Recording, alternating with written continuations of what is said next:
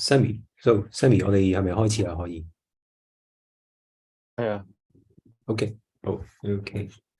So one moment. Oh, okay. Hello, good afternoon, everyone. Welcome to the special online track for PyCon Hong Kong 2022. To introduce myself, my name is Scotty Kwok, and I'm your host today. Um, some of you may know, like PyCon Hong Kong 2022 has been successfully organized last Saturday as a physical event. But due to COVID, the scenario, I think some of the speaker cannot actually came to Hong Kong. So actually today, this Saturday, we have a special online track. So we also introduce those speakers that cannot came to Hong Kong last Saturday, but they will give us their talk today in an online format. And so today's talk will be recorded, and also we have a live streaming on YouTube as well. So for those who cannot join this moment, they can view our recording later on. Okay, and to introduce the two organizations, so PyCon Hong Kong is a annual event organized by volunteers. It is co-organized by the Hong Kong Creative Open Technology Association, the Open Source Hong Kong, as well as the PyCon user group in Hong Kong. So the PyCon Hong Kong event is to promote and to encourage the usage of Python in Hong Kong. And this year, we have a special collaboration with Taiwan, the Taiwan Course Cup, 台灣開源人年會. So for the friends in Hong Kong, if you're interested in knowing more about Course Cup, please visit their website and check it out. But I think now I will introduce Meg. Meg is from Course Cup, so he will give some introduction about Course Cup organization. So Meg, are you here? Yeah, I can hear you. Can you say a few words about Course Cup? Okay, so Course Cup is the conference for open source coders, users, and promoters. And everywhere we will call on the local technical community and the attendee together. Yeah, and we are into gathering local community to share the topics that related to the open culture and bring the value and the opportunity to everyone. Yeah, and we usually hold on every is August or the July. Yeah, and we are pleased to tell you that this year we have 25 communities to hold their session track. Yeah, and we are glad to collaborate with the PyCon HK and to have today's event. Yeah, and we'll invite the following speakers: Coco, Ted Lu, and Northlam Chen. Yeah, I think that's all. Thank you, Scotty. Thank you, Mac. Yeah. So I think without further ado, I think I'll introduce our first speaker. One moment.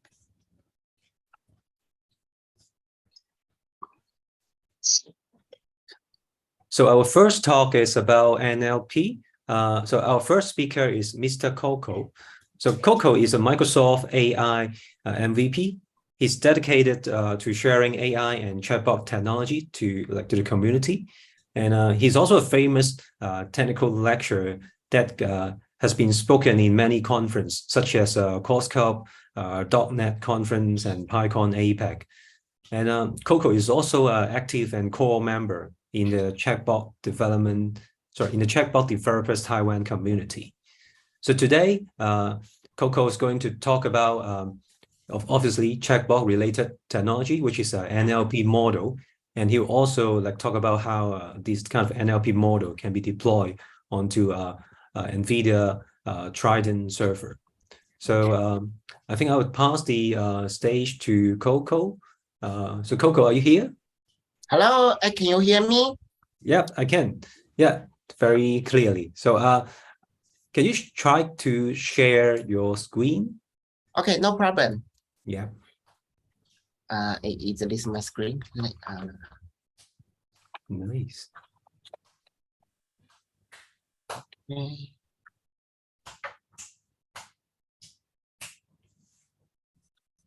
Hello. Can you guys see me? See my screen? Yeah, I can see it. But just one moment, Coco. So before you begin, I forgot to say that, like for the audience, I welcome you all to this talk. And if you have questions, like you can put it onto the chat, like the chat box, and then the chat room. And I think after the talk, yeah, we'll go through your question and during the Q&A. So yeah, now Coco, it's your time. Yeah. Yeah, but it looks like my camera have some problem. I see. Yeah, all yellow, right? Yeah, I only see your yellow. Yeah, but I can see your PowerPoint though. Yeah. Okay, wait me a while. I think it caused by my camera filter, I think. Let me Sure, take your time. it out. Yes, still 5 minutes, right? Yeah, we can hold a bit. Yeah. 好多唔同英文，咁俾英文外國人講英文。Can I switch my camera? Oh yeah. Yeah, because I just use Snapchat camera, and the Snapchat camera sometimes broken. So yeah, so it turned to all yellow. Okay, so everyone can see my screen, my PowerPoint. So let's start my presentation. Hello, everyone. My name is Coco. I come from Taiwan, and today's topic is about the Triton server. Today, I will introduce how to configure Triton server. What is Triton server, and how can Triton server help us solve what kind of problem? And my example, I will give you guys a very practical example. Is deploy a NLP model to Triton server. Yes. So my name is Coco. I am Microsoft AI MVP, and I am a lecturer in large conference in Taiwan, such as COSCUP, .NET Conference, Modern Web, PyCon, APEC, and so on. You can find me in LinkedIn. And I have some certifications such as Azure Solution Architect, is expert level certification, and the DevOps Engineer Expert. Yeah, it's another expert level certification, and some certification like Data Scientist and AI Engineer. Yes. Okay. Here is my content. We will start with an overview of Triton, and I will show you what's the structure of Triton server and some features of Triton server. And I will introduce what types of model. Yeah, this model is AI model. What types of AI model and the structure of model repo. This is the most important things in Triton server. Sorry. And how to configure a served model, and how to configure ensemble model, and how to run it. And in the end, I will show you a very practical example with NLP model deployment. Okay, so what's the problem? What's the problem of AI inference? I think there are lots of problems of AI inference because lots of companies hire AI engineers, and the AI engineers only know how to fine-tune the hyperparameter, or just fine-tune the algorithm, or just labeling data like this.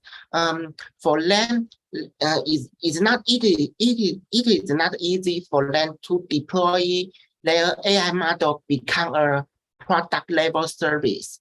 So Triton server is trying to solve this kind of problem. For first is AI inference service in servers is going to heavier and heavier. Have you ever seen a model is 1 gigabyte?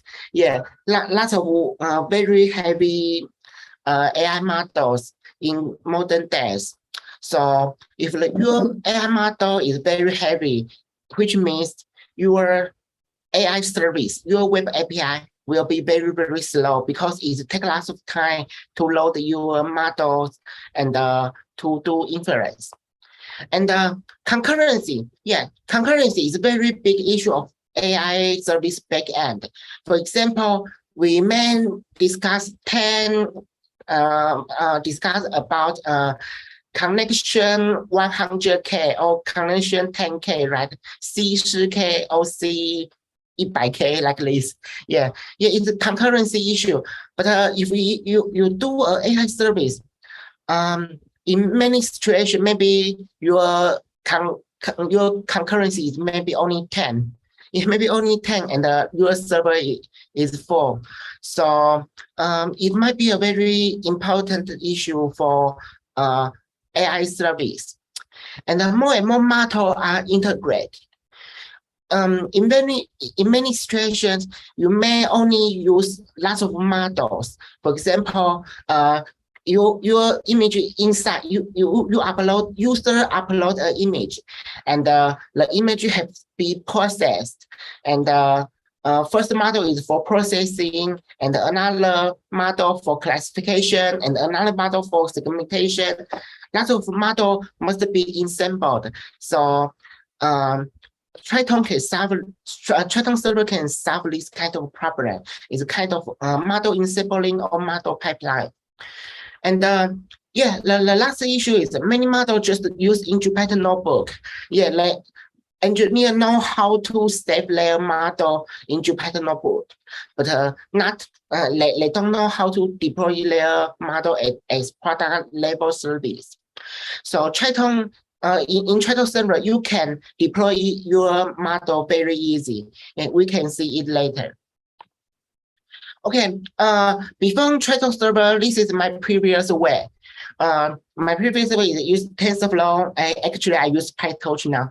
Our TensorFlow model or our PyTorch model, I will use ML.NET. ML.NET is a solution from Microsoft. You can use C#. You can use .NET to do AI inference or to do AI model training. And inside of ML.NET, there is a method of it's called prediction engine pool. This prediction engine pool is very powerful. You can use TensorFlow model, you can use Onyx model, you can use PyTorch model to put it into prediction engine pool, and it can just become a web service API. So you can use TensorFlow model with .NET or PyTorch model with .NET, and you can run your model like just become a web API. So it is very useful, but concurrency is a bottleneck. It is not to raise their concurrency. So that's why I try to launch Triton as another service. Okay, let's start an overview of Triton server. Just I mentioned before, Triton server is born for deployment of AI models. It's for deployment of AI model, not training AI model. We have to tell the difference. It's for deployment, not for training AI model. Yes, and it's a BSD license, which means you can use it in business software, and it's for free. And it can speed up your AI model inference. And it supports multiple AI model frameworks, such as TensorFlow, PyTorch, Onyx, and even JAX, I think. And it supports gRPC and HTTP, and it supports CPU, GPU, and multiple GPUs. Supported CPU is very useful. For many situations, their inference server only have CPU, because as we know, GPU is very important for AI model training. But for CPU, for AI model inference, you may only use CPU. You can inference the result. So it can speed up the inference on CPU. And it support model management such as load, unload, and update. For example, if you want to launch your version 2 model, it can help you manage your model version. Okay, this is a very simple diagram from NVIDIA. It's ResNet. ResNet is a very classic AI model structure for convolution. Yeah, CNN, right? Yeah. So it uses just V100 Tesla with CPU. You can see it's TensorFlow flat point 32. Yeah, flat point. Yeah, flat point is how can I say for AI calculation, if you use half position of plot, you can speed up your AI inference. Yeah, in TensorFlow it's one time, right? And if you in TensorFlow in GPU, you can speed up to 11.5 times. But if you use flat point 16, it's half position, so you can speed up to 51 times. And here is a structure of Triton server. The top of the diagram is application, client application, which means end user. Your end user use mobile phone or use laptop, and it can access from HTTP or gRPC and into NVIDIA Triton server. And here is a model repository. This is a model repository. If you go inside, here is a C API. C API will deal with inference request, and here will be a pre-module scheduler queue.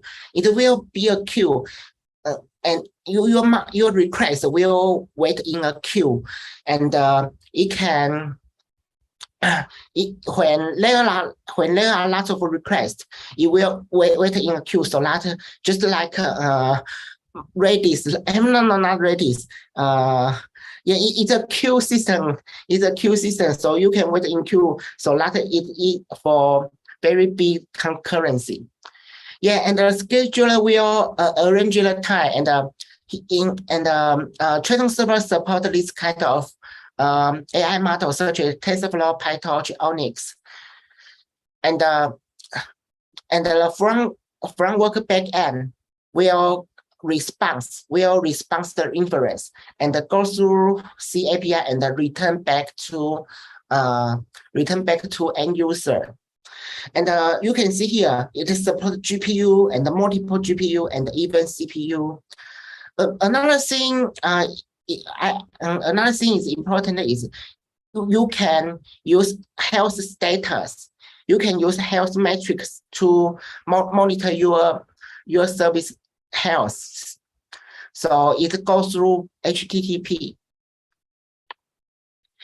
This is another side. This is another side of Triton server structure. The left side is end user. End user request in front-end client application, and the front-end application request to Triton server, and the Triton server get AI model from AI repository. So these two diagrams is different side of Triton server. Okay, and there are some features in Triton server. The first is model analyzer. Model analyzer can help you analyze your service, your performance, your memory, like this. You can see this diagram. It just use model analyzer, and the concurrency request is 16, and it can just deal with 2.4 per second, 2.4 inference per second.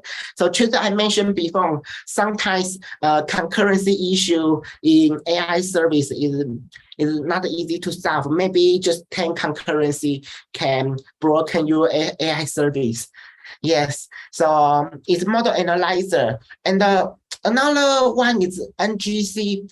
NGC is not from Triton server. NGC is a kind of Docker hub for NVIDIA solution. It's just a Docker hub. You can use Docker command line to operate it, but it's only have NVIDIA solution. So this is another important thing. Okay, so let's discuss what type of AI model, what type of AI model in Triton server. In Triton server, there are 3 types of models. The first one is stateless. The stateless usually are CV-related model. CV is computer vision. If you want to use ResNet, this is the CNN model, right? This is for computer vision. So you should use stateless. Stateless means it just means stateless. Compare it to stateful. Stateful is stateful. Interesting, right? Yeah. What is stateful? Predict result based on a previous result. For example, some NLP models such as dialogue model. If your NLP model is a kind of dialogue model, for example, you say hi, I say hello, like this, the result is based on previous result. If you use this kind of model, you should use stateful. This is stateful. So actually, most of our time, we just use stateless. And another one is ensemble. Ensemble is just a pipeline of models. Ensemble means you use a lot of model to get your result. Okay, let's go to the model repo structure. The model repo structure is very important to Triton server. You must configure your model repository right. It must be right, so that the Triton server will run. If you have any minor error in this repo, your Triton server will fail and cannot run. So we have to memorize this structure. First is your model repository path. Look, this is the path. And the second is model name. See, this is one is DenseNet Onyx. This one is Inception. Okay, and you can see here's the version, right? Version. You can see version. This is version 1. And the version 1 is this model. And this is version 1. Version 1 is model. You can have version 2, version 3. Yeah, in AI developing, in AI model developing, you usually have lots of version of your model. So for Triton server, it's very easy to manage your version of models. And next is config ppt-d. Config ppt-d is very important configuration file. We will discuss this later. It takes a lot of time to write it. Yeah, it's very important. And the last one is label. If your model need a label, you can just put it, but it's optional. Okay, so we must follow the structure of files and folders. And the config ppt-d is not a must, but I have to say you should be think this is a must, because you have to configure lots of things inside the ppt-d. So it's very important. So for official document, it says it's not a must, but I think it must. It's a must. And if you finish your model repo structure, you can just use this command line: Triton server -- model repository equals your model path. And if your model path is not in local server, sometimes we save our model in a cloud, right? You can use this kind of command line. For example, if you use in Microsoft Azure, you can set your model repository such like this: Azure and the account name, your container name, your path. Same, it support AWS and GCP and so on. So yes, you can save your model repository in the cloud. Okay, let's start the most tough thing in Triton server, which is configure PPT. Just like Kubernetes, when we set up Kubernetes, we need to spend a lot of time to write a YAML file. We may spend a lot of time to write a Docker file, right? Yeah, for Triton server, we have to spend a lot of time to write a configure PPT charting. Yeah, let's have a look. The first is your platform. For example, is TensorSalt plan, or maybe you have PyTorch version. And next is max batch size. Your max batch size maybe at 100 or something like this. And your input, this is your input dimension. And what's your output dimension? You have to set up. If you set up like this, you first your very basic Triton server. But there are a lot of combination of Triton server configuration. For example, there another important thing is instance group. You can use instance group to make them become a group. For example, the first one is instance group. Yeah, it have two group and it use CPU. And for this example, instance group and first is GPU 0, and the second is GPU 1 and GPU 2. And even you can use more parameter inside. For example, there's a rate limit. You can use rate limit to limit the rate, and you can use priority. Yeah, it's just like a load balance, right? Yeah, it's just like a load balance. So you can use instance group to set up your Triton server. And there is the most important thing is dynamic batch. Dynamic batch is only used in stateless model. It combines requests as a batch dynamically, and it usually can offer better performance. For example, if we have five requests at the same time, and in this situation, dynamic batch is 4 to 8, right? You can these 5 requests will be combined a batch, and the Triton server will process this kind of these 5 requests and return this response. So if you want to make your Triton server more efficient, more faster, you might set up this dynamic batch, and it has max queue delay time microsecond you can configure. And one is very powerful is TensorRT.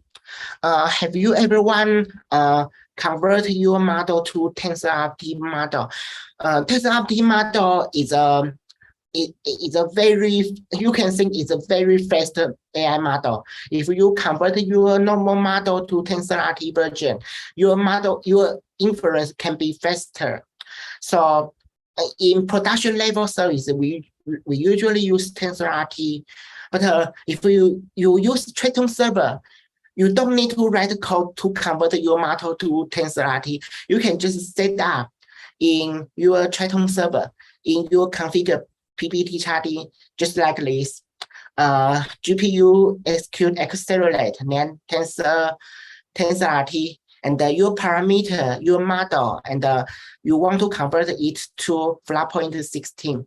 Yeah, you don't need to write code to convert to TensorRT, and Triton server will help you convert your model to TensorRT. Yeah, this is very powerful. Okay, and the last very important thing is ensemble model, and this one is very, very useful. You can see here, first we have to set our input dimension. Yeah, it's just input image, right? And this is our output. in this example, it have two output. One is classification, and the two is segmentation. Yeah, which means one image in, and it got two result. One is classification result. Second is a segmentation result. Yeah, and this is our ensemble step. So first step is this, our image processing, and is image processing. After this processing, it will pass to classification model and pass to segmentation model. Yeah, for this config, PPT chart is not easy to understand. So convert it to a diagram. Yeah, this PPT chart is this diagram. Yeah, it's easily to understand, right? Image in and process model pre-process, and separate and pass it to classification and segmentation model, and get two results. Yeah, ensemble is very useful. You can use this in your production service. Okay, so how to start our Triton server? In an NVIDIA official document, it highly recommend you can just use Docker, and you can use Docker just to run this Triton server. For example, Docker run GPU. If you have GPU 1, you can set GPU equals 1, and this is port mapping. 8000 port is HTTP port, and 8001 is gRPC port, and 8002 is matrix service. Matrix service is for your health monitoring. Yes, and yeah, this is the first one GPU version, and this is no GPU version.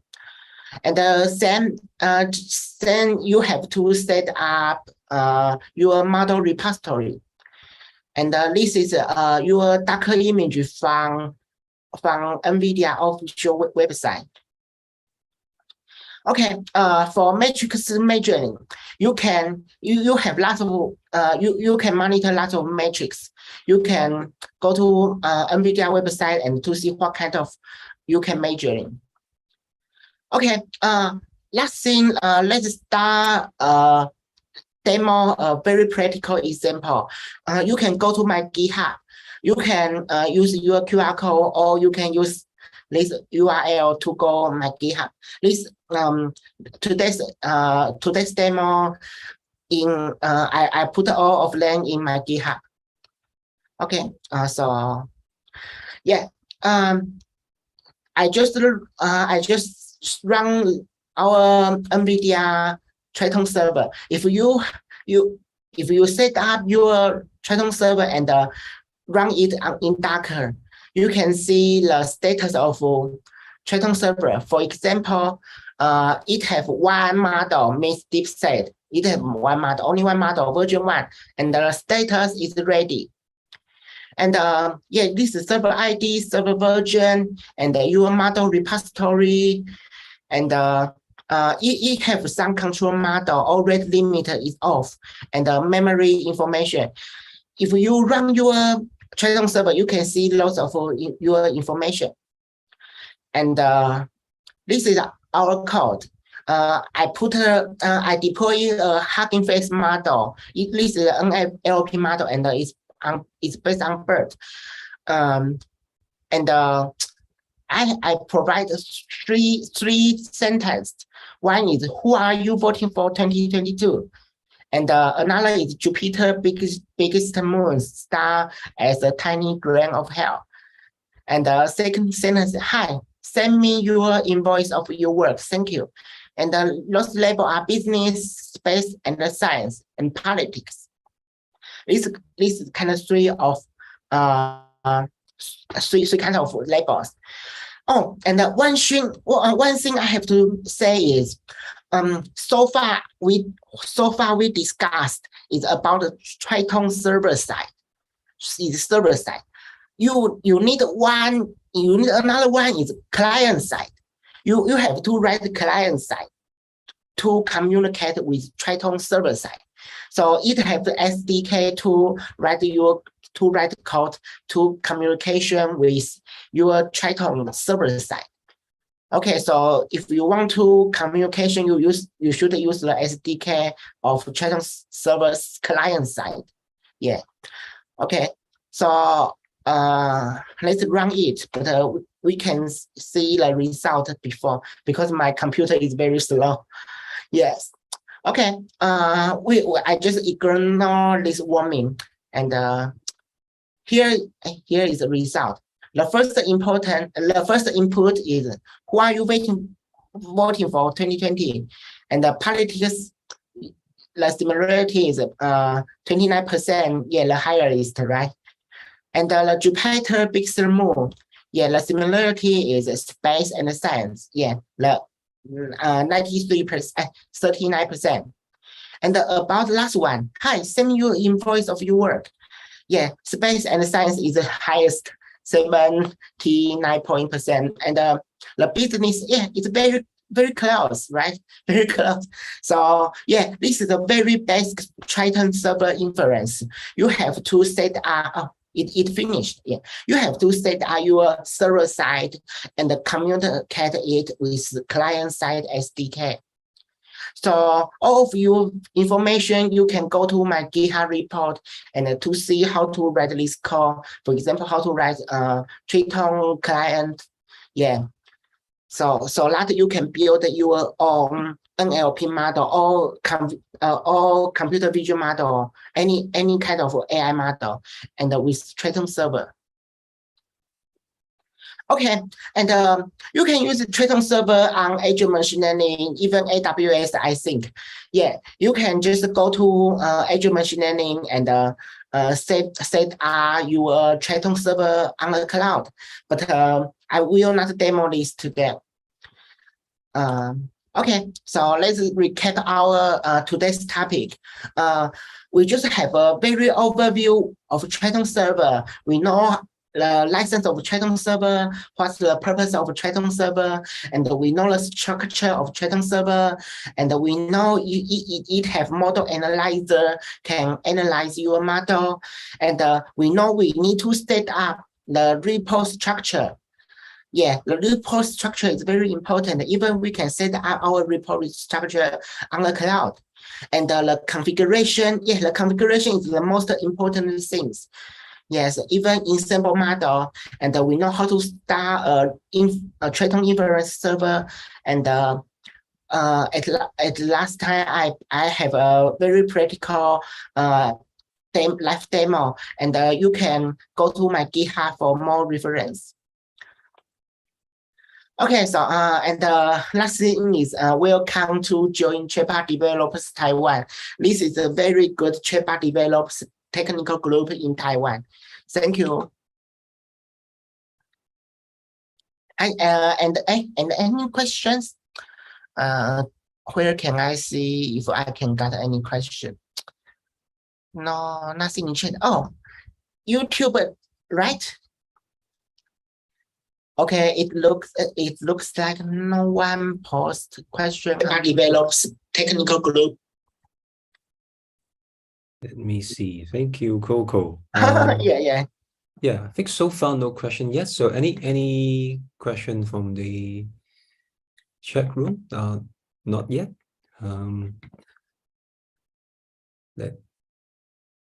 So if anyone have any question, you can either unmute yourself or you can put it on the chat room. Yeah, I think, yeah, same thing happened in Taiwan. Yeah, because I think this topic is a little bit tough. If you are AI engineer or a data scientist, you may even have any chance to deploy your model. Sometimes deploying your model is belong to DevOps or MLOps. So yeah, I think this topic is not very easy for understand, but it's very useful if you want to build your AI service. Yeah, I agree. Yeah, actually, I have a few questions. Yeah, thank you. Yeah. So yeah, I also work on AI models, and I also need to deploy them in production. So I heard about Triton server, but I haven't used it before. So yeah, I think today's talk is actually very useful for those who want to deploy production models. And but I do have a three questions. So the first one is that like in between the client and the server, there must be a data transmission, right? So do you know what is happening underneath the transmission? Is it encrypted or like, is it secure? Because in production deployment, obviously we worry about whether the data is how it's being transmitted and encrypted. It's based in gRPC, but I'm not sure if they encrypt or not. So let me go back to the structure. You can use HTTP or gRPC, but I'm not sure they are encrypted or not. Maybe you can encrypt by yourself, and maybe you can decode your encrypt you by yourself and decode them, I think. I see. I see. Yep. Then I think we can look into the gRPC, see whether there's any encryption in the built in the Trident server. The second question is that you mentioned that the Triton server can also be run on, let's say, the Microsoft Azure cloud, right? Does it mean it spin up the whole server on the cloud, or it just follow the same folder structure of the model? You have to follow the structure, but it will Azure machine learning will help you set up the model cloud and model repo, because in Azure machine learning you can register your model in Azure machine learning. Look, this is the models. You can register your model inside, so it will help you management it. But does it actually start another Trident server instance on this cloud then? Instance. I'm not sure. I think it will deploy on AKS, which is Azure Kubernetes service. But actually, I'm not sure, because this service is still on preview, so I don't have any chance to try this. So I just mentioned it. Thank you. So before I ask my last question, let's go through the other question from the chat. So from the chat room, from Conrad, he's asking any advice on deploying the tokenizer? Oh yes, good question. Then I guess tokenizer is common in NLP, right? Any advice how we deploy it? Actually, I don't have any good advice from tokenizer, because I use Hugging Face now. Have you ever tried Hugging Face tokenizer? I think Hugging Face tokenizer is very useful. You can just integrate it inside your AI model. So I think maybe you can try to use Hugging Face. I can just put it inside. Hugging Face. And I can share, I write a lot of articles about Hugging Face. So I can share my Hugging Face series articles so that you can read it and learn how powerful about the Hugging Face. Wait a moment, let me search it. I just finished the series article this year. You guys still can see my screen, right? Can you see my screen? Yep, can still see it. I put this in chat. Recently I used Hugging Face for NLP, for NLP, because this is very powerful and useful and easy to learn. I have wrote 30 articles about Hugging Face, and even how to deploy Hugging Face to Azure and connect it to chatbot. It only have 30 articles, so you guys can read it. For tokenizer, I highly recommend Hugging Face tokenizer.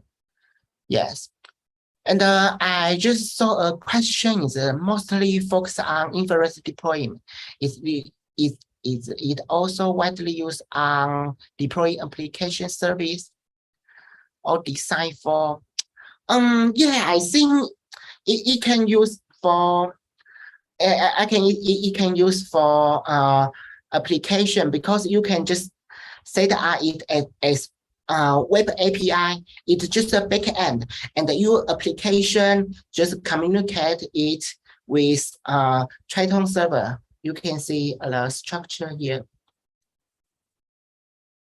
Yeah, here is your front-end application, and your front-end application communicate to your Triton server and got the result of inference. Yes. Yeah, can Triton server also host a tokenizer, or should we put it onto client side? Actually, I never tried this. Yeah, maybe you can try this and share to us. So sorry, I don't know. I never tried this. Yes. So any questions? I guess the tokenizer, depending on whether it's designed to run on like TensorRT or NVIDIA architecture. Right? If it is, then maybe there's a way to run on Triton. Yeah, maybe. Yeah. And maybe, yes. Yeah. So my third question actually, I want to ask whether there's a okay, in production deployment, usually we use multiple model, right? And then sometimes model is really huge. It uses up the whole GPU memory. So, but sometimes we want to switch between like model A and the model B and model A, and like switch over between model. So we Triton server handle this kind of switching. If I have limited memory in GPU, but I want to run multiple model, will it like handle it for us? Yeah, this is a good question. Yeah, I can say I'm not sure. Let me check here. Yeah, it supports model upload, unload, and update, but for GPU memory management, I'm not sure will it compress or not. Yeah, for if you convert it to TensorRT, sure, it might be compressed, right? But if you didn't convert it to TensorRT, maybe, yeah, maybe I think the answer may be no, because if your model is very huge, and you need to try to minimize it. Yeah, maybe like this flat 0.62. Yeah. So I see for memory management, yeah, I didn't read it in document, so I'm not sure. So I can say I am not sure. Yes. Sure. Thank you, Coco. Yeah. Let's see any other question from anyone else.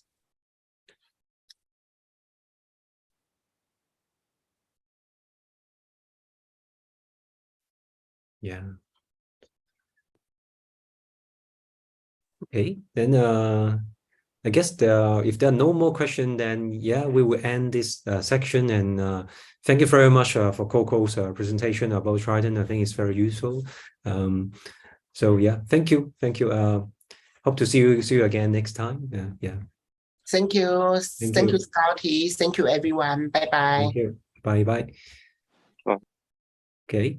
So okay, I'll mute Coco first.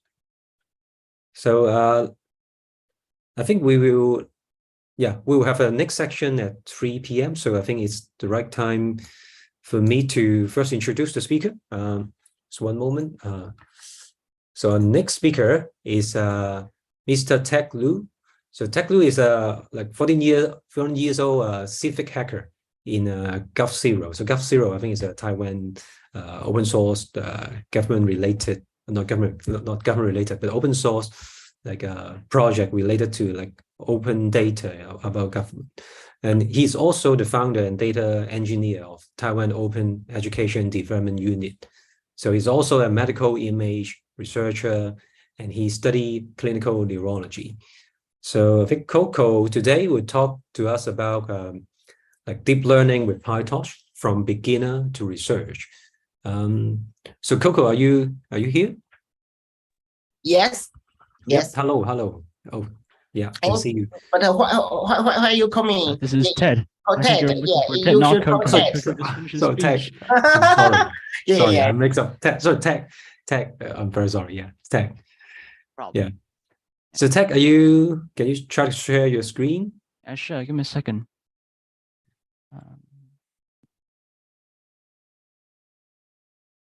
Nice. You see my screen? Yeah, can see it. Very cool. Okay, so I should start now, right? Yeah. Okay. Yeah. Hello, How I'm about Ted we- Liu we, from Taiwan, and I'm glad to be here on PyCon Hong Kong and COSCUP 2022 online special track. This session is deep learning with PyTorch, and if you have any questions during the middle of the session, you can ask them on Slido anonymously or send them in the chat box. I'll get to your questions after the session is finished. Well, in this session, I'm not going to talk about some deep techniques, but instead I will share my experiences on how I got into the field of medical deep learning from the field of wireless communication research. And before I continue, let me introduce myself. I'm Ted Liu from Taiwan, a 14-year-old community participator from Taipei. I'm also the founder and the data engineer of the Taiwan Open Education Development Unit. Also a hobby researcher on medical image and radiology. Now we'll get the session started.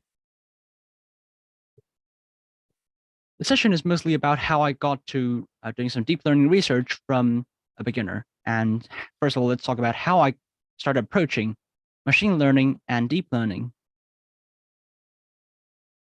When I was in elementary school, I started my first research due to the science fair, and it was mostly about the school was warning us that we should not run on the aisle at school. So I decided to design a system that can warn people who is running on the aisle.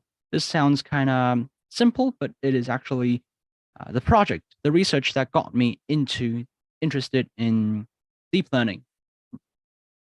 So the system architecture is mostly, it is hardware combining software. The hardware is, you can see actually here, we've got some sensors and it communicates to the computer with wireless communication and also some protocols in wireless communication.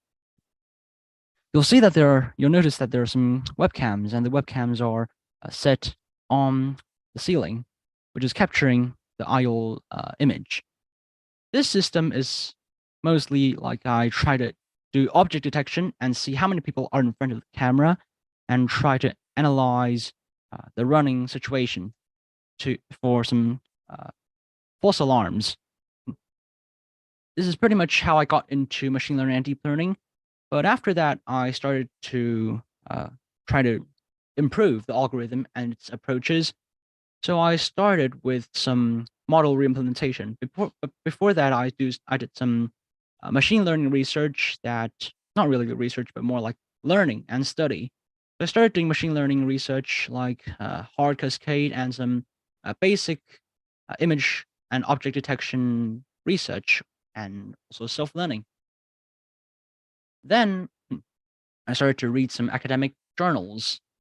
You will see some epic and, let's say, classic models, including unit and nested unit in this picture, because I was doing some segmentation model studying.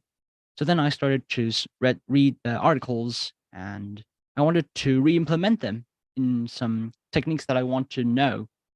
But before I started doing this re-implementation, I was doing all those things in scikit-learn or NumPy. Those are all I can do. Even OpenCV, that's all I can do at that time. So I decided to start doing some model reimplementation with PyTorch. Actually, I was choosing between PyTorch and TensorFlow. I will share to you why I chose PyTorch later in the session.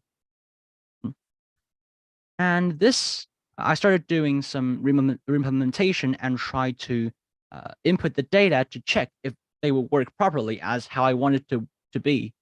And this is how I started to understand the machine learning and deep learning models approaches and how does it function. Also, I studied a little bit of mathematics due to that I can understand the formulas inside the articles, which is really annoying that I could not understand, or let's say analyze, even edit the functions and the formulas inside the code or inside the thesis. So I just decided to also study some math. So this deep learning is more of a, you need mathematics basics before you continue. Then, as I mentioned, I do some reimplementation. So I wanted to do something with it, not just keeping it on my own. And I don't want people to re-implement and, let's say, rebuild the wheels every time. And so I did the open source. I open source all the codes of models. Oh, sorry, clicked on by mistake. Okay, so I did some open source parts of them, and including some model of segmentation, a model of classification as well, mostly about imaging, like some computer vision, mostly computer vision. Then I actually also developed my own algorithms and my, let's say, some model architectures, but they're currently kept private on GitHub. I know that it's closed source, but yeah, I will open source them as long as I've submitted them, or let's say published them. And this is how I got into this deep learning field. And the reason I chose PyTorch is mostly because of that. I'm super familiar with Python and not. I wouldn't use other languages for doing this kind of development and research, so I decided to choose PyTorch, not TensorFlow, because TensorFlow, it has one of the benefits of using C++ combination, and it's like what's it called, integration. And here I want to share my medical imaging research. The research is mostly about that. We know that there are a lot of multiple sclerosis patients all over the world. Well, it's actually a rare disease, but we can still notice them.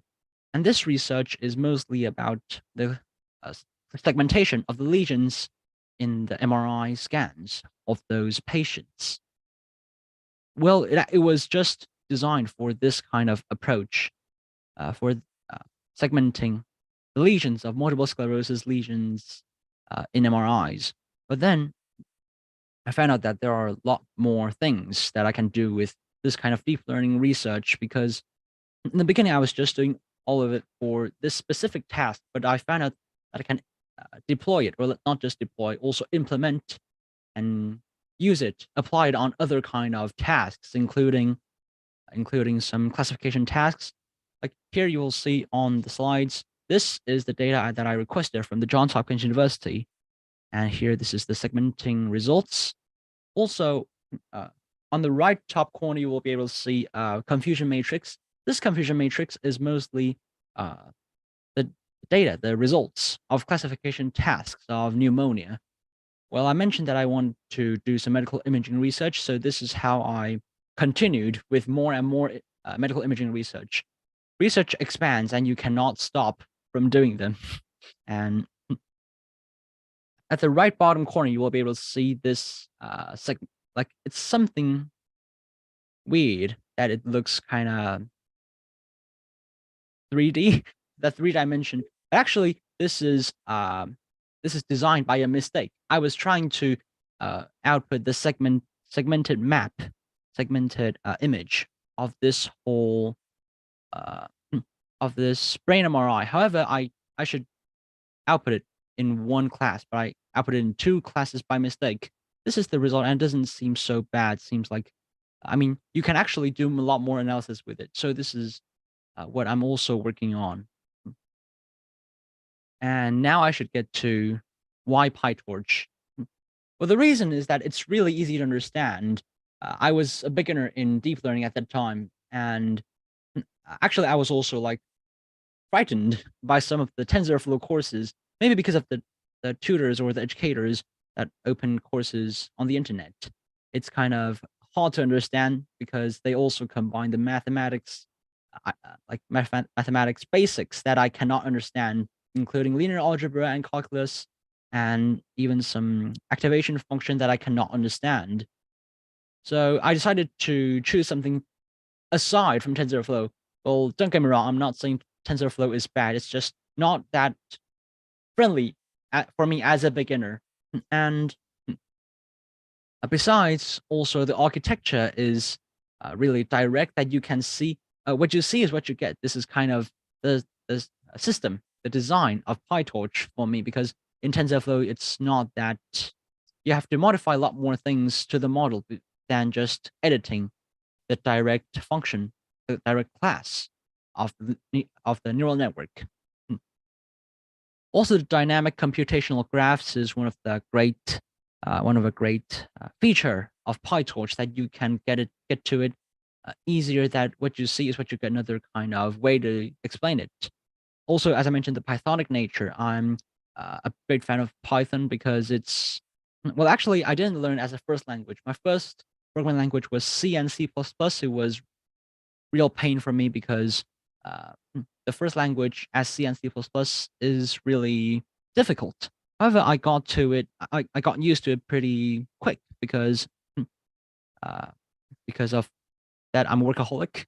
But then I found out Python is really great, so I just got into Python, and I started doing some deeper research, and also all the OpenCV and the NumPy machine learning related things are all done on Python on my own.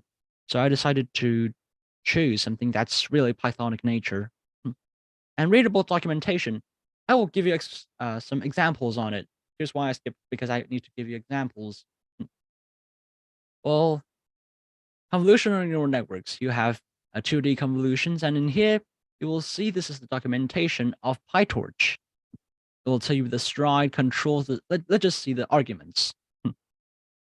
Stride controls the stride for the cross correlation, a single number or a tuple.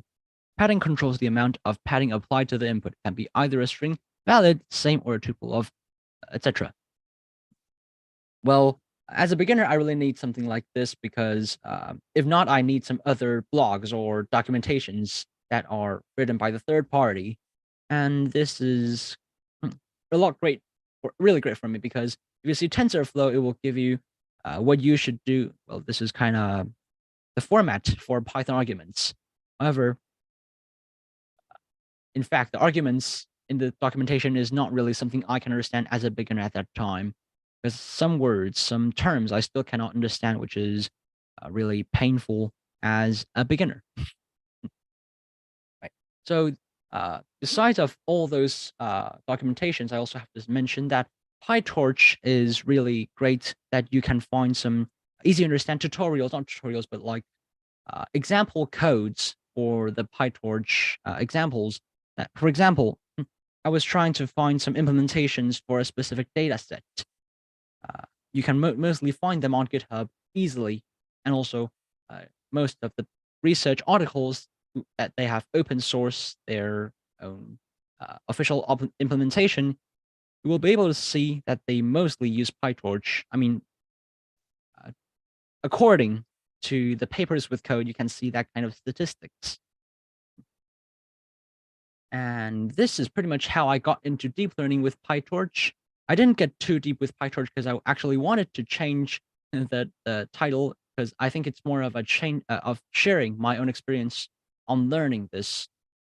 In fact, I have something in addition that I can share, which is that deep learning communities are really important. PyTorch has a strong community by the participators that everyone can discuss and, let's say, give feedbacks to PyTorch on its community and on its Discuss platform and forum.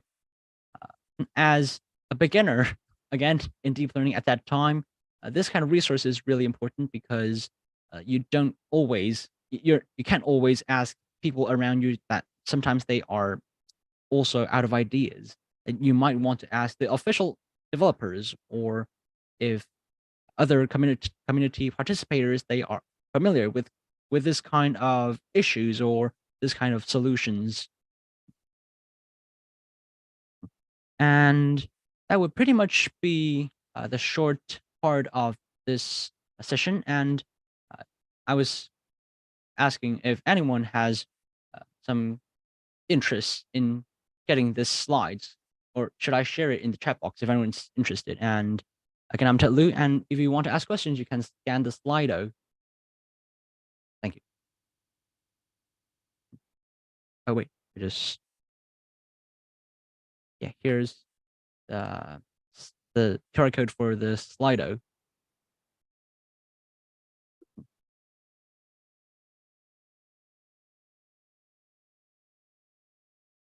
Scotty? Yep. Okay. Thanks. Thank you, Tech. So, wonder anyone has any question for Tech?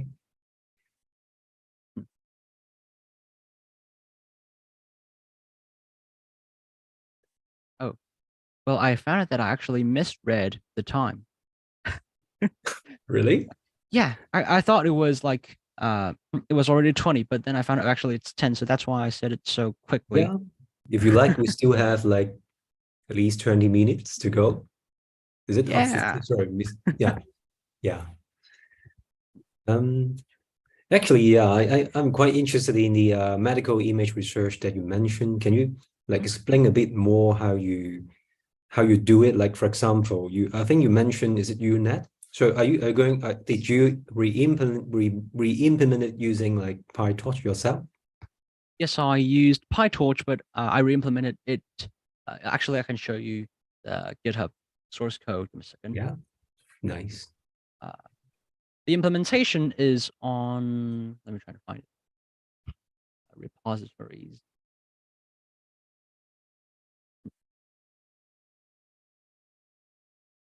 The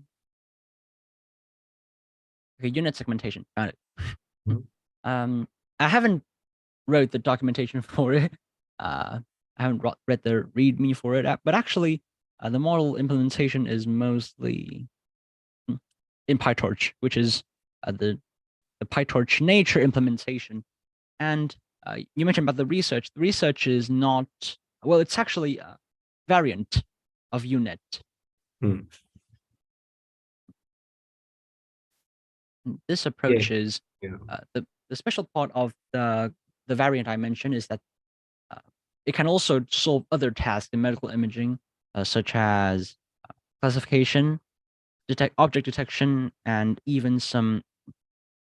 The coolest part, the coolest implementation, or let's say use, is that it can also be used on the EEG scan of schizophrenia, which is really cool that you normally cannot analyze one-dimension data with a convolution, two-dimension convolution like approach, but it just worked, which is with F1 score of 81, I remember. Hmm. So can you explain a bit more? So yeah, EGG is the like a waveform, right? A waveform of signal. So Yes, you're yes. saying you have some PyTorch way to like analyze it? Yes, actually, I use this approach. Give me a second. Is my screen sharing the word, It's still or is it working not? by showing your GitHub, Oh, UNet. okay. Give me a second. Let me new share. Okay. I should try to find it. So, in fact, this part is like an additional experiment for this research that I tried to show. I tried to show that this kind of convolutional neural networks can also be used in other kind of approaches with the same architecture. Give me a second. So in the meantime, if anyone else has any questions, please feel free to unmute or put it on the chat room. Okay, I finally found it. Right, let me get to. Right, so I was doing some. There was this data set on Kaggle that I just decided to do a quick test on it, which that the accuracy was 0.9323 and the F1 score is 0.913. This dataset is the EEG data from basic sensory task in schizophrenia, which is actually, I can find the dataset.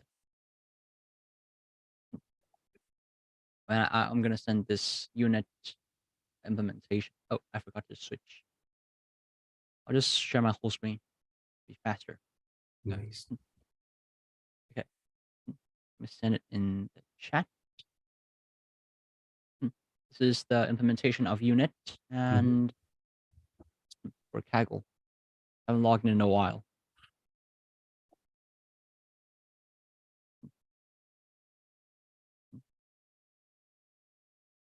Yeah, so this is the data set.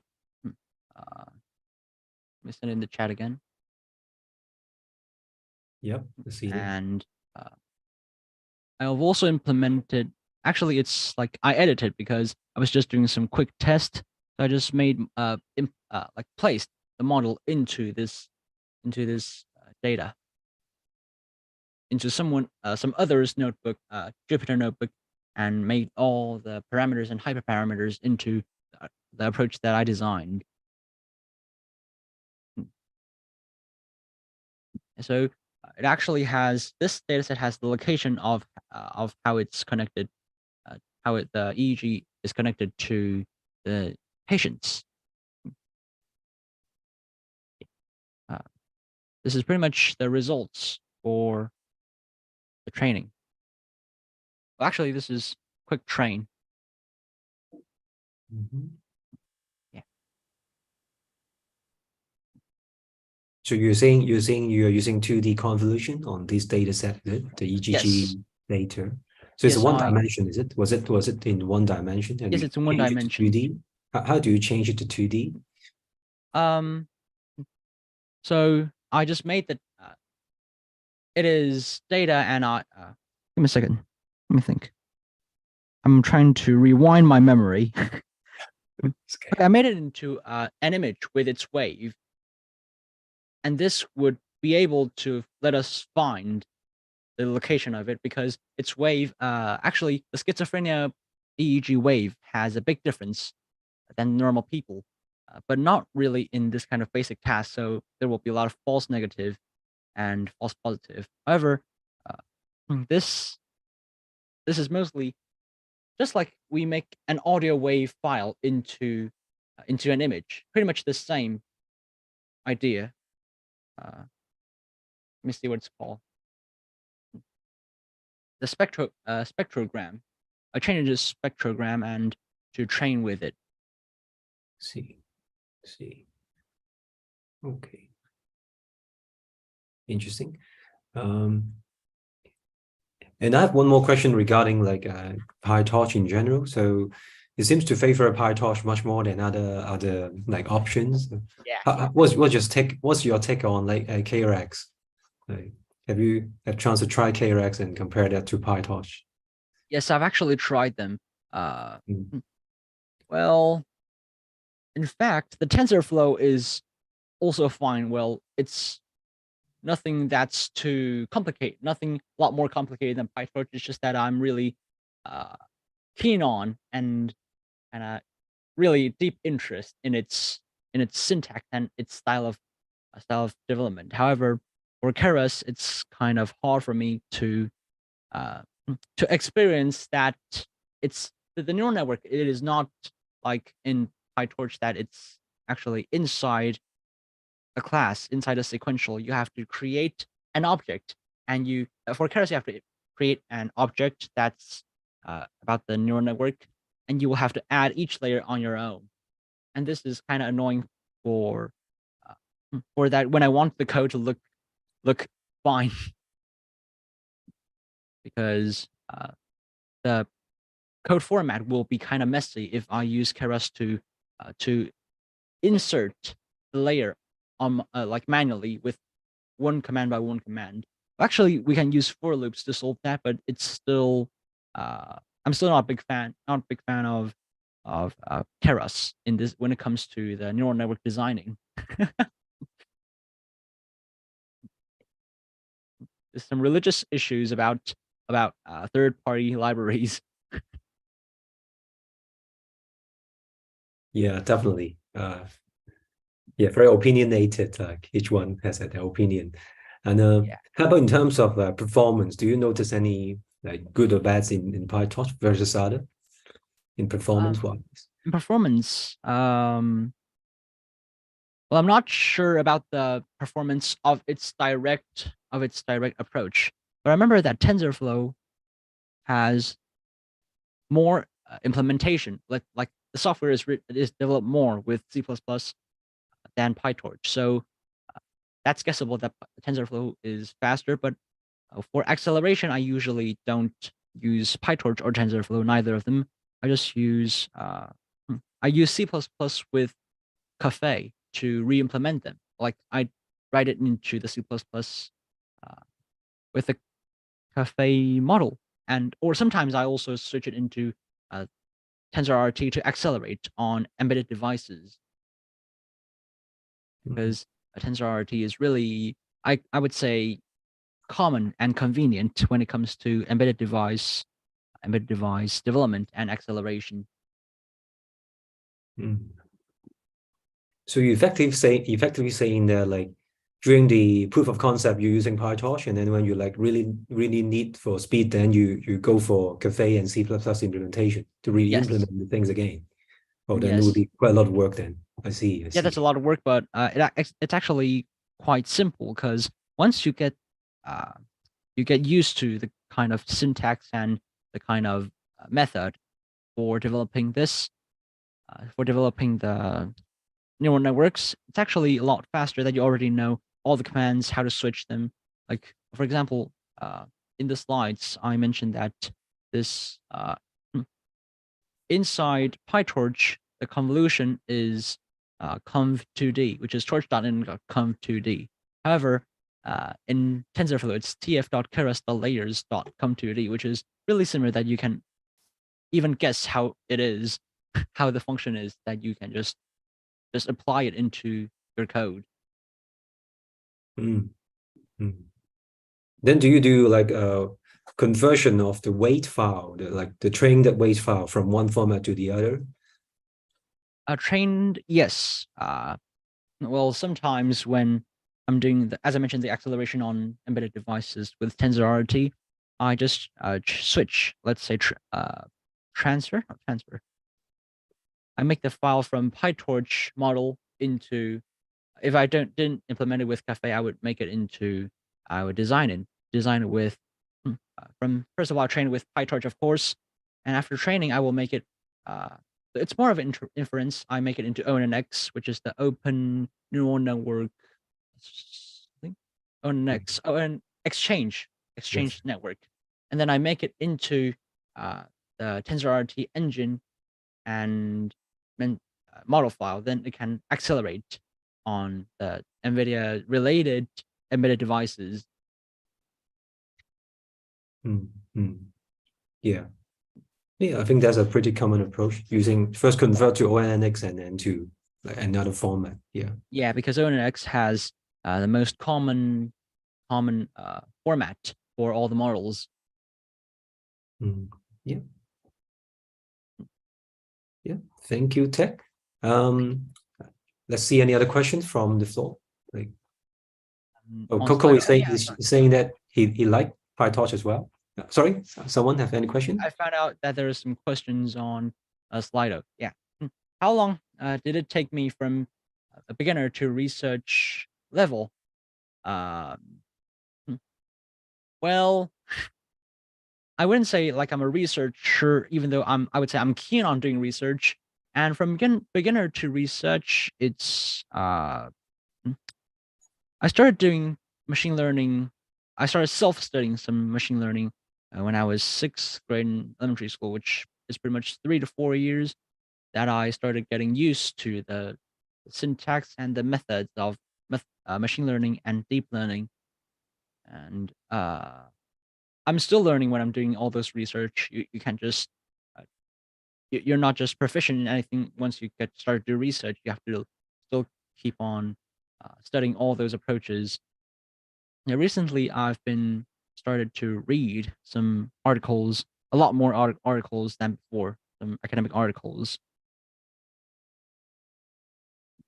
And this next question is how to get a large volume of testing image data for testing. This is something that I've been facing in the past 2 years. This research, it took me 2 to 3 years to finish the whole approach, because I also tried some machine learning methods and some other failed approaches. And during this time, I've also been requesting the data to each institutions, because this is the MRI data, so it's hard to apply because you have to sign the medical some committee and etc., which is some kind of complicated. And after all, I've called 130 international calls and 50 emails to a lot of institutions, and I finally got data from Johns Hopkins University, which is The data, actually, you can find a lot more of them right now on the internet if it's not some rare disease, if you're talking about medical image data.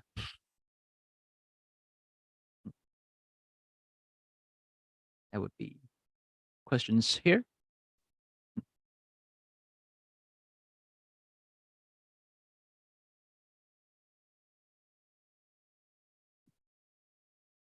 Okay. Okay, my last question then. So for beginners, like if a beginners want to learn PyTorch, or like what's your recommendation? Or do you recommend actually learning PyTorch, or should like he or she start from TensorFlow? I shouldn't say this because it's gonna start a religious war of PyTorch and TensorFlow, but well, PyTorch is a great choice. And if you're trying to learn deep learning or machine learning as a beginner, you may want to start to read academic articles.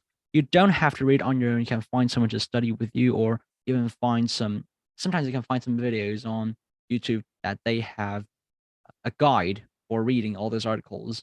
You can also implement them on your own. This is really useful because I did re-implementation. I understand how other people implement all those approaches, and I can also learn all those functions and approaches when I'm doing it.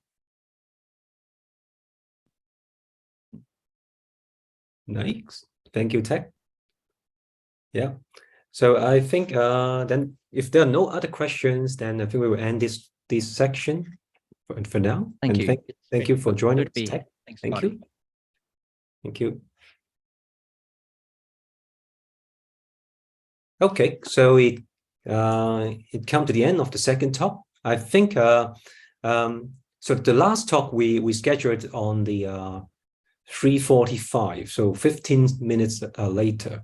So I guess for now let's take a break, and then we come back in around 10 minutes time, and then we'll introduce the next speaker to you. So we'll see you again like in 10 minutes. Okay.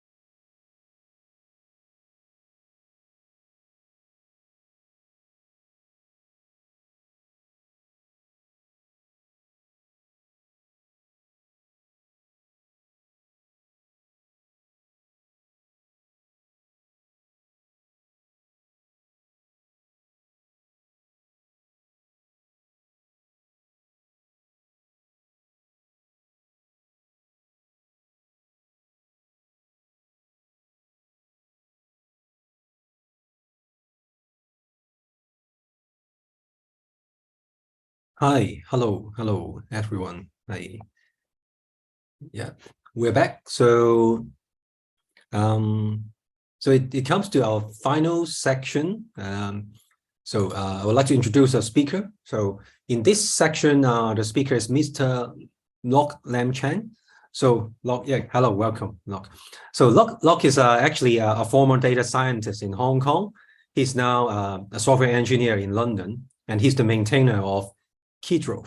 So Kidro is a open source Python framework for creating reproducible, maintainable, and modular data science code. And Kidro is now in an incubation stage of the LFAI and Data Foundation. So I think Lok we're gonna introduce Kidro to us. Is it called Kidro, Lok? I think we generally call it casual, but yeah. Casual, sorry. Okay, yeah, casual, nice, sorry. So, yeah, cool. Then I'll hand the stage to you. Can you try to share your screen? Yeah. Yeah, sure. Just a second.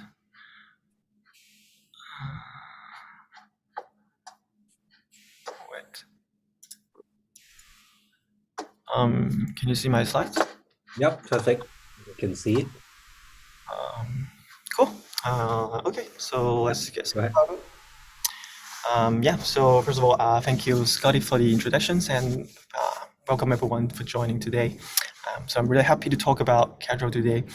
And the topic is about building machine learning pipeline with Python.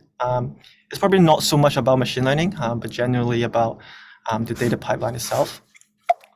So before that, let me tell you a bit more about myself. So as Scotty has introduced me, basically I'm born and raised in Hong Kong and working as a data scientist before for a few years, and I moved to London this year, and now I'm working as a software engineer in Quantum Black, and I'm working on the Cadro, which is an open source Python framework. And before that, I have a rather unconventional background, so I study in Earth system science, which is basically climate changes and some geologies. And and you can find me on the emails. You can also reach me on GitHub, and if you like, you can also join our Slack channel on the Cadro. So I'm always there. So you will find me there. Cool. So this is the agenda of today. So basically, it will be split into 3 sections. So first, basically we just set up the scenes. I will talk to you about what do we mean when we talk about building data pipeline? How does Cadro actually fit in the ecosystems?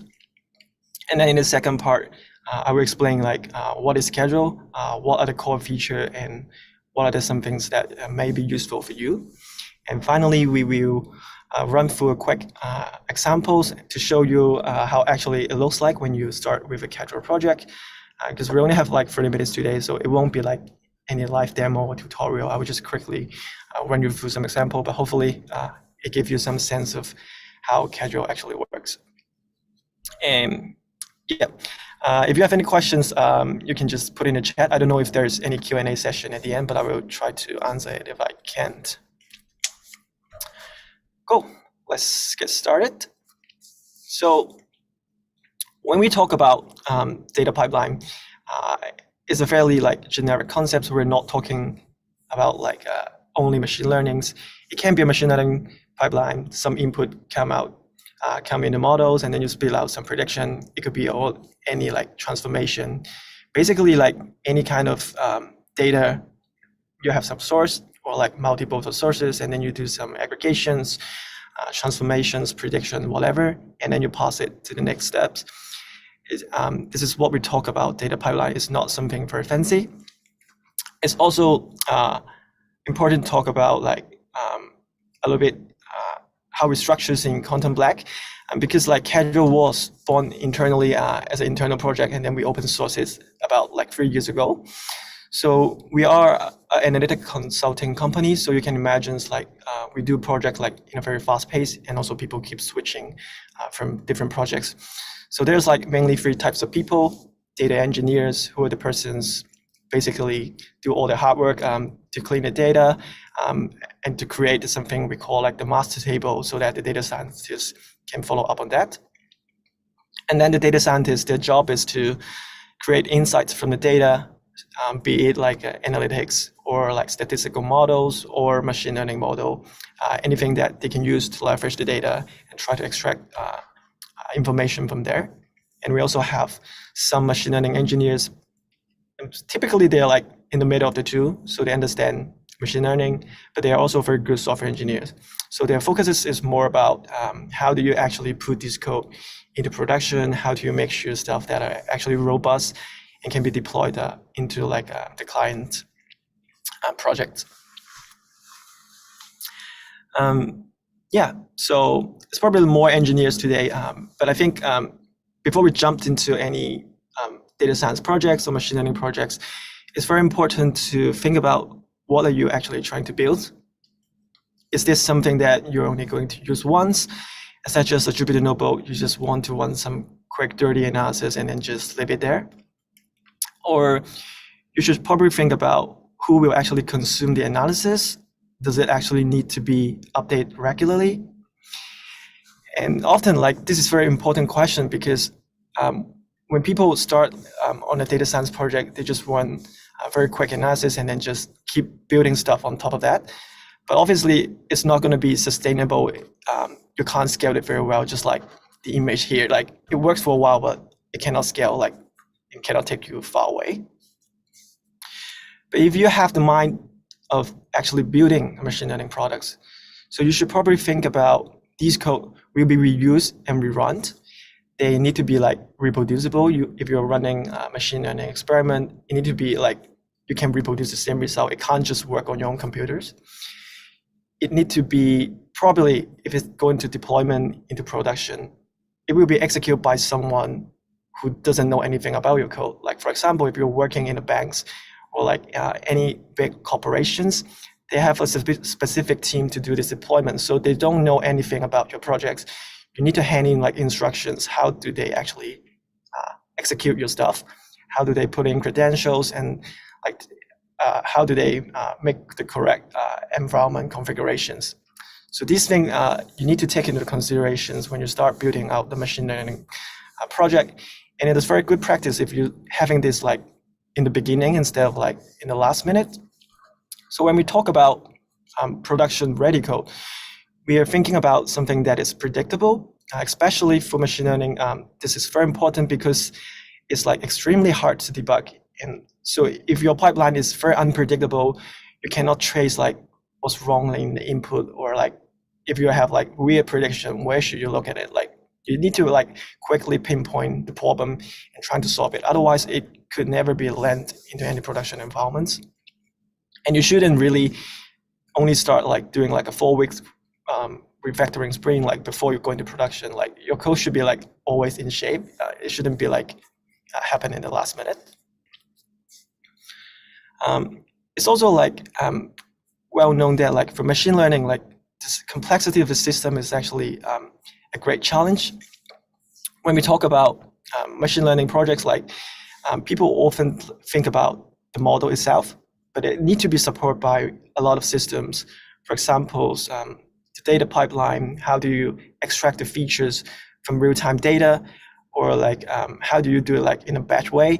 How do you actually do the validations, monitoring, serving, etc.? So when you start building out a machine learning product, you should probably think about that. Is this systems actually in place in your company? If not, you probably shouldn't go like at the first step. You shouldn't try like fancy model right away. You should try to start something simple and then like build out the infrastructure that actually support your machine learning models. Otherwise, there's no end values to the users, because like it only makes sense until it lands into production. Otherwise, it's just like a model in prototype. And yeah, apart from the system complexity, there's also a complexity coming from the human side. Especially for data science, you have many different people working together.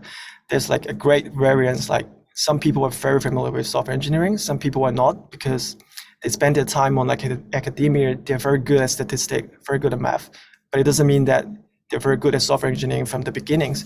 So we need to make up some common ground that people can work together and collaborate together. So this is like some of the most common code that we have seen people talking about. For example, everyone is working in different ways. Like every single repository looks completely different. You don't even know how to dive into a code base. Or problems like your code doesn't simply run on other person's computers. The data is not there. The configuration is like local. You don't even know how to run a notebook. There's no instruction at all. And the data scientists have to learn so much. Like, it's very hard to keep up with all the changes in machine learning. Like, new model come out like every 2 weeks. We can't like just ask the data scientists to also be like a super good software engineer because they have their own job. Like, it's not their job to become a software engineer. So Casual trying to be basically Casual is trying to be the bridge between machine learning and software engineering, and we're like development workflow tool that helps a team to build data pipeline that are consistent, reproducible, version, scalable, and deployable. So it sounds fancy, but like if we just look at the core feature, this is basically the 4 key components. And our target users are the data scientists, the data engineers, and the MLE, and potentially like for the product manager as well, because we also have some visualization tool that's help people to communicate. I'll probably show you quickly later. So these are the 4 components: the project templates, the configuration piece, the catalogs, and the notes and pipeline. And I will dive into details a little bit later. So what is Casual? So currently, we are part of the Linux Foundation's AI and Data Incubator. So we are moving to the Linux Foundation this year, actually. Before that, we was an internal project, and then we got open source. And so we now have a dedicated product teams, engineers, and designer. We are a Python framework, and we try to follow some of the best practice in software engineer and put that into a framework so that team can work together and produce like modular code. It's also important to understand what Casual is not, because sometimes people get confused and think that Casuals can do everything. We can't. So we're not a replacement of any like data backbone. So if you have like any pre-existing data pipeline, it's fine. You don't have to replace it with Casual right away. You can just use Casual for what you want. You can just slowly replace it, or you can just use it as the intermediate to take the previous thing as an input for Casual. We are also not a job scheduler. We're not an orchestrator. So like, for example, if you know Airflow or like Prefix or Argos, so these are existing open source tools that already do a very great job. So we're not trying to replace them, but you can schedules like Casual pipeline to run on these existing services. And last, we're also not a drag and drop UI. So some people, when they saw like the visualization tool, they thought that, oh, you can like click a button there and just drag some data pipeline there. We're not that. So this is mainly for communication and to visualize the lineage between the pipeline to help people to understand the code bases, because we think that code is probably still the most expressive and flexible thing. So at the moment, we're not planning to build out the UI to do like to run any data pipeline, because we think that it's just hide the complexity of data pipeline. It doesn't reduce it. So this is not our goal at the moment. And so Casual is trying to address a lot of shortcomings of Jupyter notebooks and glue code that people tend to write when they start on a data science project. We hope that like everyone should have the goal to create maintainable data science code. We should always have that in mind. And something you write one time is probably need to be used again. Otherwise, what's the point of writing it, right? Like if you generate something from data, it's useful. It's very likely that you need to rerun it and re-execute it. So it's better to do it like from the first place instead of like just trying to scratch your head like 2 months later when you look at your Jupyter notebook and like lost configurations. You can also think of Casual as React or Django if you're familiar with the web development framework. So we're trying to do the similar thing, but more into the data science basis.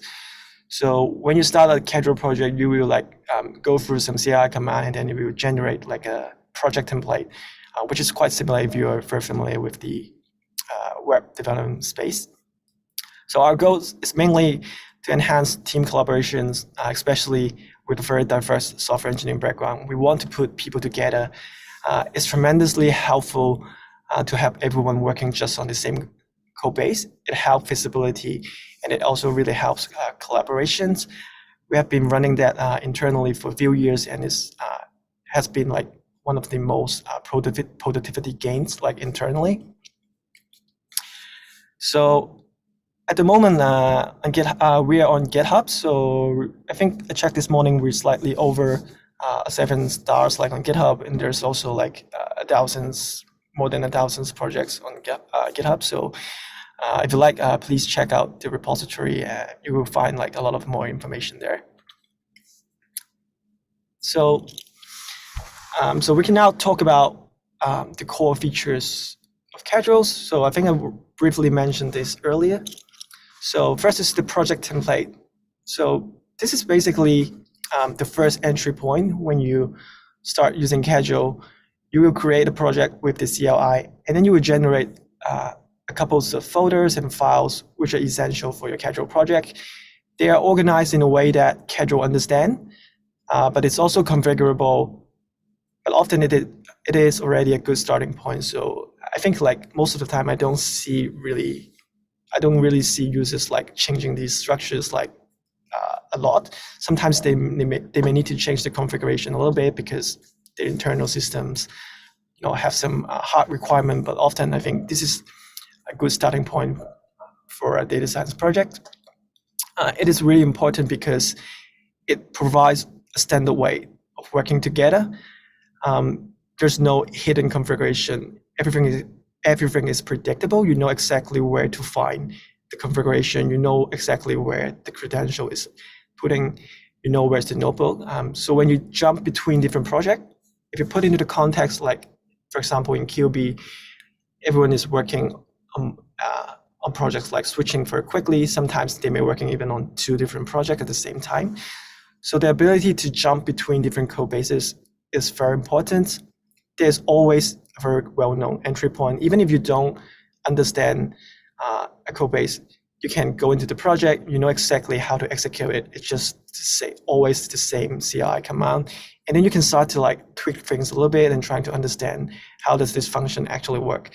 And I think the ability of this is very important for data science, because often when you just look at the code, you can't really understand the gist of it. You need to play around with the data, trying to twist something, switch a parameter, and then see how it's changed. And it's tremendously helpful if everyone have the same structure, so you don't waste time on trying to understand how do I actually look at this code bases, how are things structured. They should be always looking similar, so you don't have to spend time on it. And as a result, you have more time to actually document how you do your ML stuff instead of anything about how do you run your project. You don't it's quicker to dig into your code bases and easier to collaborate with other people. Second, we have the configuration pieces, which is another core features in Casuals. So essentially, it's the settings of your machine learning codes. So when you think about configurations, people have doing this like in a lot of different way, and we have seen like people doing like crazy configurations. Some people like to put all of the pipeline as like YAML files. So I think this is not what we're trying to do. So for configurations, is also coupled with how Casual works. Like we have the nodes and pipeline. So essentially, the core feature is to guide you to write a good functions. You don't hard code your parameters like inside your function. You don't hard code any data paths. So all the specification about your data, your parameter, they should be stored inside a configuration file in a way that Casual understand, but it's also easy to change it so that you can experiment with different parameters. It also helps when these things are separated into a separate configuration files. So data scientists and data engineers, they know exactly where, what they need and how to look for the data. And if things doesn't work, they know where to find the bug. It also helps you to handle your credential properly. So we structure in a way that you don't just put your password like in a configuration file directly. So like I think it's like this is not uncommon that sometimes when beginner just join on a project, accidentally just push some password to a repository. So we don't want that thing happen. So we try to build in some mechanisms to prevent that. We also have a concept of environment. So imagine when you're working on a project, you probably have like a local development environment that is specific for your local settings, but you can also have different environments like a QA environments and productions. So by default, like the configuration support that, and you can just switch into different environments when you want. And yeah, so next we'll talk about the catalog. I think this is one of the most popular API within Casual.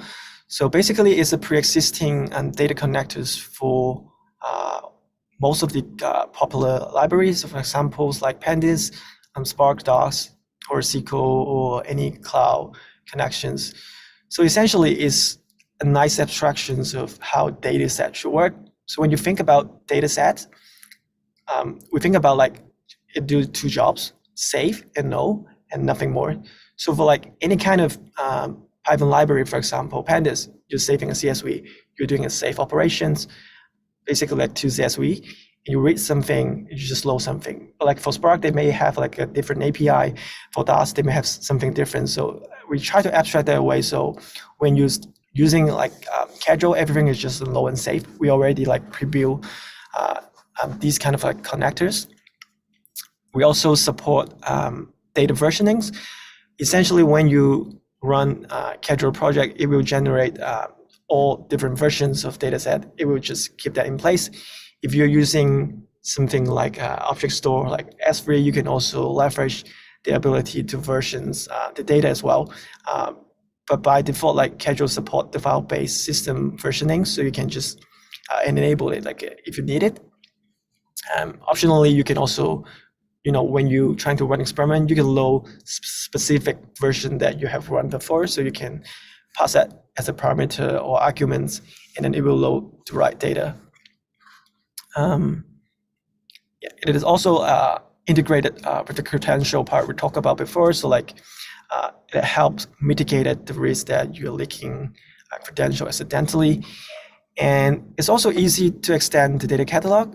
For example, if you have something like an in-house databases or whatever services that you need to integrate it, you can create a custom Casual data set easily and then just extend and use it like internally and share it.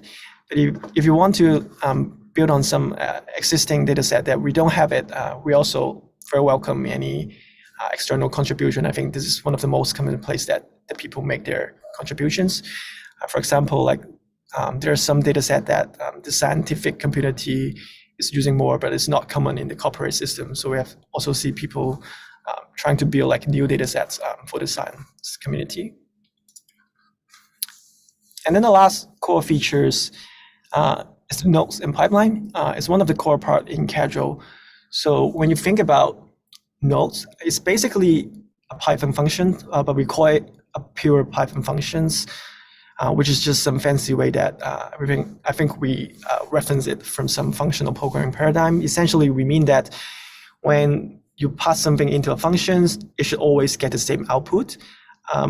So essentially, it's a stateless function. So every time you run the same thing, it just gives you the same output. For simple concepts. And for pipeline, essentially, you just chain multiple of nodes. So for examples, like you have one node and then it's connected to another one, is a pipeline. You can also connect pipeline to different pipeline. So like you have like a big pipeline and small pipeline, they just form essentially something called a direct acyclic graph. Essentially, it just means that it's a graph, but like there's no cyclic dependency. So these are the core thing that Casuals give you. You have the project template, you have the data catalog, you have the nodes and pipeline. We also have something added, we call it a hook system. It's basically a callback system that you can extend on Casual. So for example, we have seen people doing things like a Casual ML4 plugin. It do like the experiment tracking part. It will save your data automatically to the ML4 artifact store. You can do something like that. And there are also people integrating, like, for example, Great Expectation. Every time you run a casual pipeline, it will try to do the data validation part like when it's starting to compute before they save the data. So you can easily extend casual for anything that you want. We have a built-in hook system supporting that. So when you think about casual in the machine learning cycles, so essentially you see from this diagram, like the first full step is where casual is useful. We help people to take in ETL data, do the transformation, and more commonly the machine learning part. But for the last step for deployment, it's probably better to use something existing like Airflow. We also support this deployment. You will find like there's a bunch of deployment guides on our documentations. We also support something called Casual Docker, which helps you to create a Docker file when you work on a casual project. So like I think this is often like a good enough starting point. You don't have to start with crazy orchestration from the first, like especially when you're a small company, you're just building something. Like a single machine deployment with Docker is often like a very good start. If you need it, you can move it to Argos, something like Kubernetes based later, but you don't have to do it like from the beginning. Yeah, so these are like the current deployment mode that we support. You can find the documentations on the Casual website. We also have something called a pipeline visualizations. I probably need to share another screen.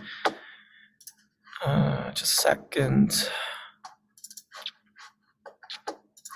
Can you still see my screen? Cool.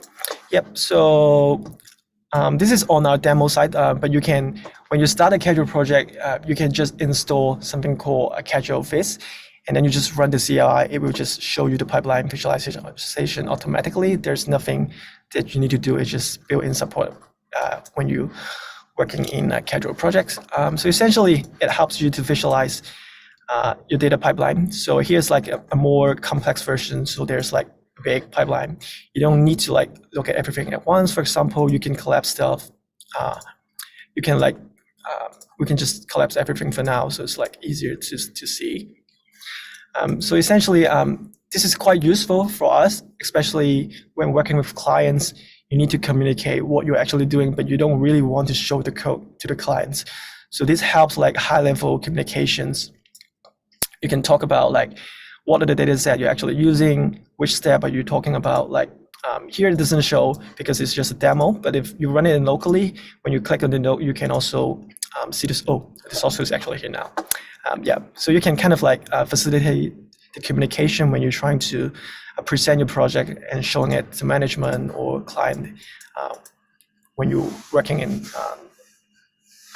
Yeah. Cool. Let's go back to the slides now. Where is it?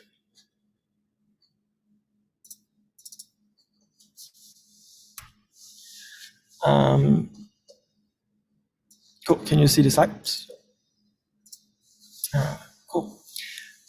So in the last sessions, I will just quickly go through the tutorial. We call it the spaceflight tutorial. You can find the full tutorials on our documentation. There's also a YouTube if you like to follow a video instead.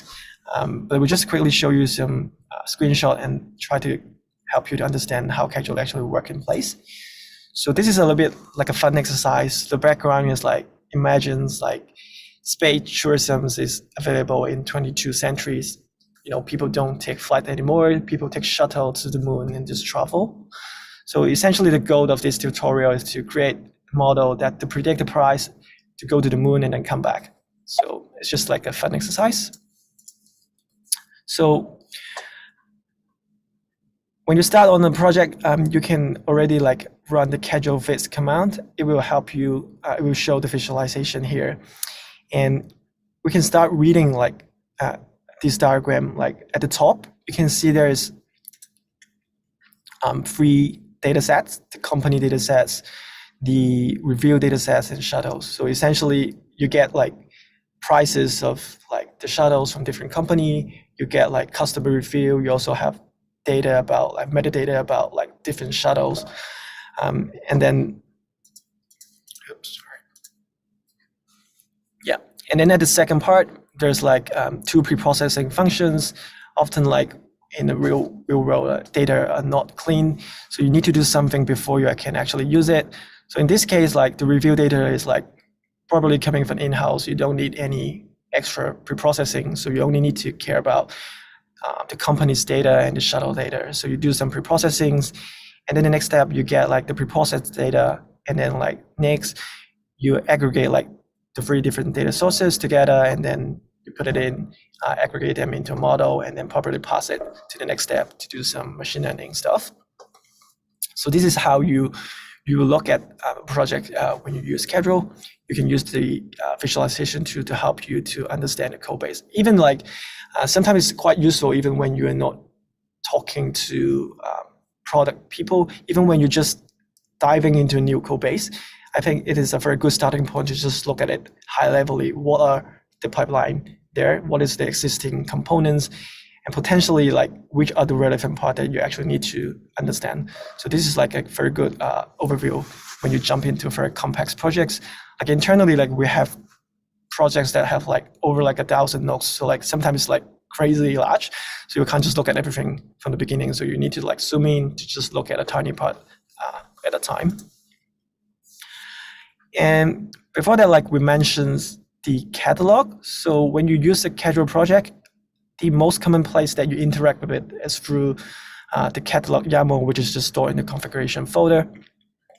So the way that you need to do, basically there's 3 things that you need to define. The name of the data set, in this case is companies and shuttles, which is just the entry.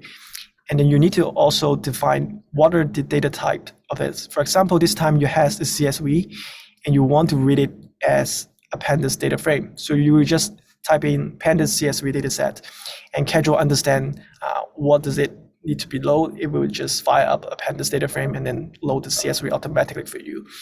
So imagine like you're still having the same CSV, but this time you don't want it to be like a pandas CSV. Maybe you want it to be a DAS data frame. You want it to be a Spark data frame. You just need to update the type here. So nothing in the node, nothing in the function. You don't need to change anything. The only place that you will update is the catalog itself. So like this is often like what the data engineer will do, and the data scientists, they just focus on their own part. So they don't need to care about where this data coming from. They just focus on the logic itself. And when you create a Schedule node, it is basically just a Python functions, like nothing more than that. In this case, like it's very simple. You're just passing some data. It's probably just some string manipulations. And then it's just a basic Python functions. And then you want to put it as a node in a pipeline.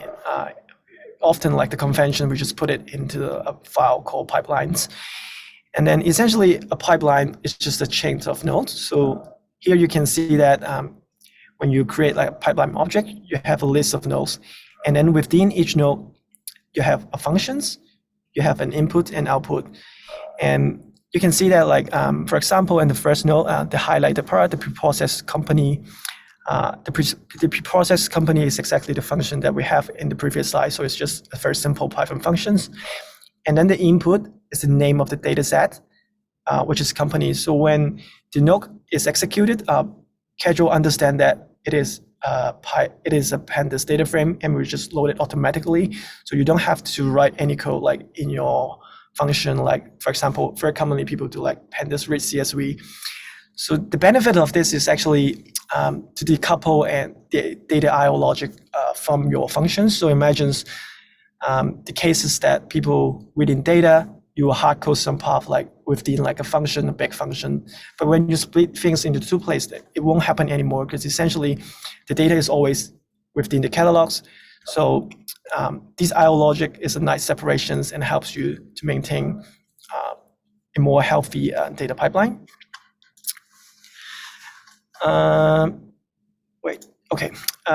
Yeah. So another benefit of running code in this so-called like a DAG or pipeline paradigm instead of like imperative, which is the typical Python way. You execute the first line of code and then the second line of code and then the third line of code. Is that it actually is more flexible in the sense that when you want to run a pipeline, you don't always want to run the complete pipeline. For example, you may just want to rerun part of it. You may only want to run like node from 3 to 10. You don't need everything. If you're running this like in a Python script, you have to create all the options. How do you execute step 1, 2, 3, not 4, 5, 7? Like, but with the schedule, like a pipeline paradigm, you can actually just pass in an argument because the dependency is actually very loosely defined. Like in the code base, in the code snippets here on the right, you can actually shuffle the nodes order. It will still work because the way that these graph dependency work is by passing the input and output, so you don't have to define it in order. It will understand that the node number 1, they have an output, and then node 2 depends on it. So you can define it like not in a logical order. It will still resolve in the right execution order.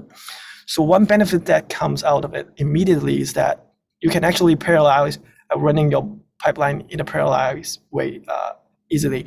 So when you look at this pipeline, the first 2 steps, the company data and the shuttle data, they're operating independently. So in theory, you can just run them like using like a multi-process Python stuff to do it. So you can actually just run casual and then just give it a flag. It will use something called a parallel runner, and it will understand that these 2 nodes are independent. So you can already like enjoy like the benefits of multi-processing without doing anything yourself. So this is one of the benefits that come with this DAG paradigm. And yeah, so yeah, this is the core features of the pipeline. And then like typically when you do like a casual project, this is the first entry point you use. There's also some Python API, but it is more common to use the CLI. When you run the project, you just do casual run, and then you will see like a bunch of logs generated, basically telling you which step are you running, like is it saving data or logging data. It will just get some default logging spitting out. And yeah, to summarize it, so basically casuals helps people to develop code in a more consistent way, and it also really helps that to create a modular pipeline. So when you think about the pipeline, there's often like a lot of reusable components. Like when you're building out the project for the first time, it's very likely that some of the components is actually reusable in the next time. And by using casuals, you structure your code in a way that these pipeline can be composable. So it's easy to combine different stuff. You can just, when you start on the next project next time, you don't have to start from scratch. And casuals like have the built-in way. We have like casual package that helps you create like a Python package out of your casual pipeline, and then you can just share it across different projects. And it helps a lot like for reuse analyticals, and we do that like a lot internally, and it has been like a really fundamental within like Content Black. And yeah, and as mentioned, like it also helps collaboration because the data engineers and the data scientists, they're working in the same code base, and then they can roughly understand what the other people are doing. They don't have to understand the machine learning logic essentially, but it helps when you can actually see the code.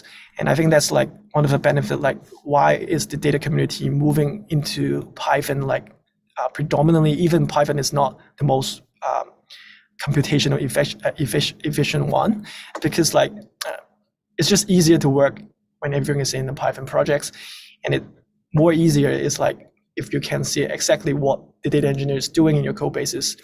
It just helps the communication and it helps collaboration like a lot.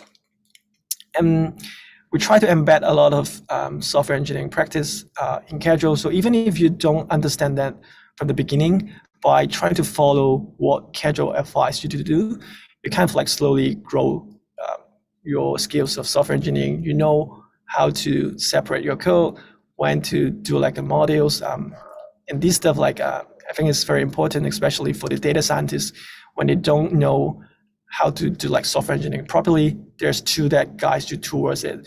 And just so when you start as a user, you don't understand it, you just follow it, but you can like develop your skills step by step. And I think it helps like to reduce the learning curve and helps people to work together. Yeah, I think it's probably over time a little bit. So just one thing to mention, please like join our Slack channel and check out our GitHub if you want. And yeah, I think that's the end. I don't know if there's time for question. I will pass it to Scotty. Is there time for Q&A? Yeah, thank you, Nook. Yeah, I think we still have some time for the Q&A. So yeah, and I'd like to see anyone has any question. You can unmute yourself, or you can, oh yeah, in the chat room there's a question from Hanover. So what's the relationship between cookie cutter and casual? And can casual this be applied for debugging during code execution? Yeah, thank you for the questions. I think that's a good question. So cookie cutters is like a pre-existing library like before casual. So it was a project template basically. We actually use cookie cutter like in casual, but we have defined like a different set of like folder structure that works better for us. So for them, they have like I think they have like collections of data science template basically, and that's the features of cookie cutters. And for casual viz, can it be helpful debugging? I think it helps in a way that you can visualize your stuff like in a visual way. You don't have to jump into your code base and do like multiple hop and just jumping, and it helps to visualize where is the input coming from, where's the output coming from. But for me, like I'm fairly familiar with casual, so I don't really use casual viz a lot for debugging. But I think for beginners, it's helpful when you know, like for example, you know your data set, the output doesn't look right, so you can jump into casual viz, just look at it, which function is actually using it, what are the upstream like that actually produce that input, and it helps you to understand your code a little bit more. But you can't just put a debugger on the casual viz. That doesn't work like that. Yeah. Let's see.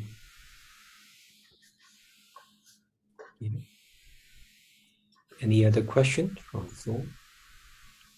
Hello, I have a question. Hello, Conrad.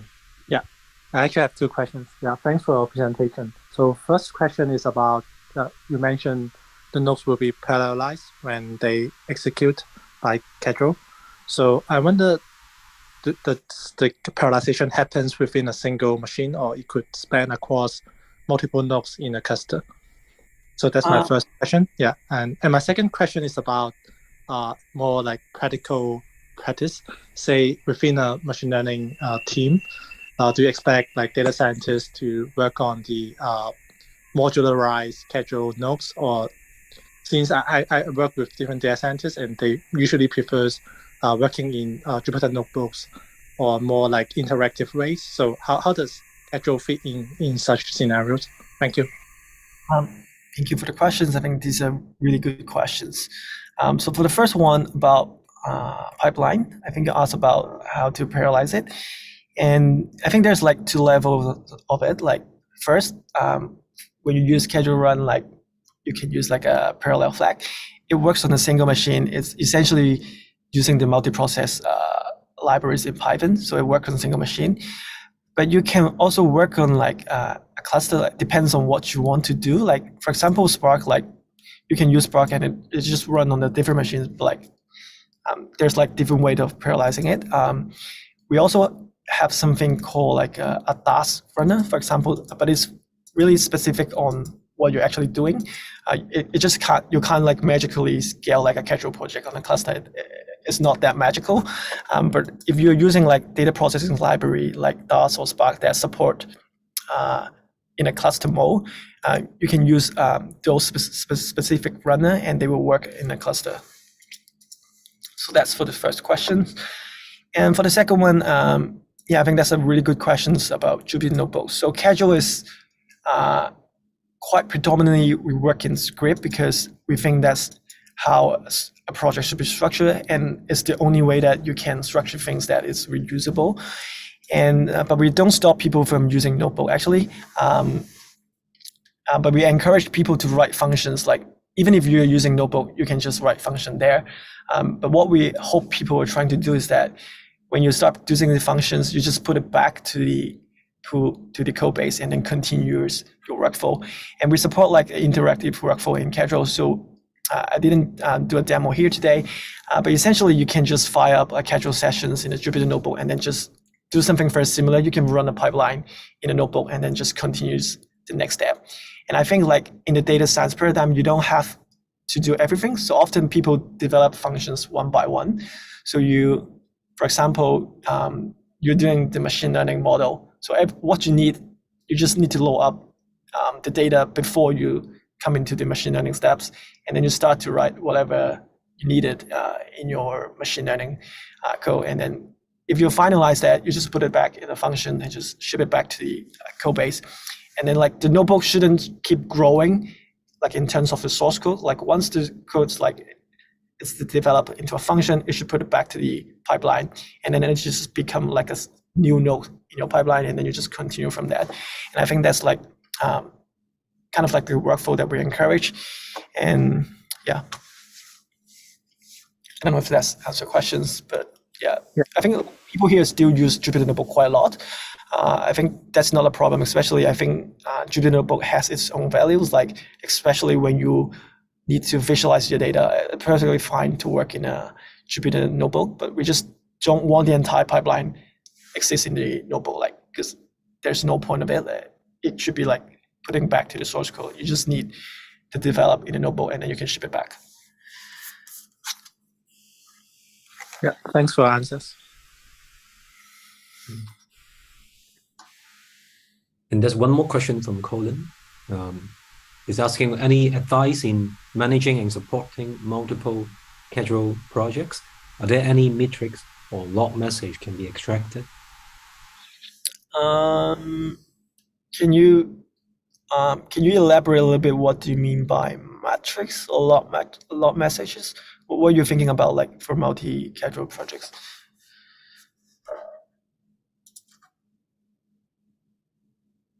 Yeah, see. Yeah, you can just type in the chat, but I think I can answer the first part of the question. So I'm not sure if I'm getting it right, but you're asking about how do you manage and supporting multiple casual projects? Are you referring like how do you structure your project so that it can be usable like in multiple one, or you're talking about how, or you're talking about like you have different pipeline, how do you chain them together in different projects? Like, I'm not sure which one is the question. Yeah, we'll wait for Colin. So his answer is that say if we need to troubleshoot errors in the pipelines, any error message can let us find the issue earlier. I think so. So let me jump back. Like here's like a casual run. It would just spill out the log messages here.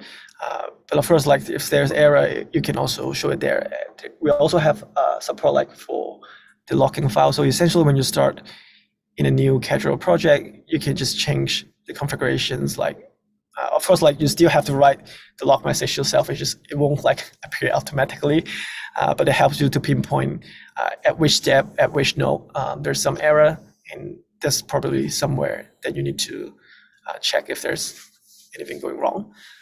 And often like the workflow that to debug, we find it's commonly is actually using Jupyter Notebook for debugging is actually quite helpful. So this is something that we are trying to develop like now. It's not available yet, but this is something that we want to do.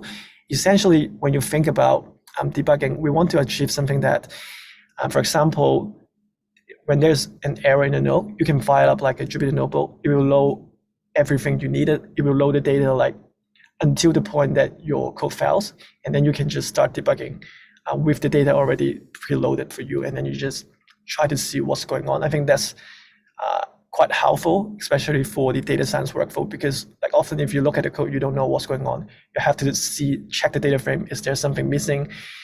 And yeah, I think that in a notebook or in like a debugger, either way, but it will be quite useful.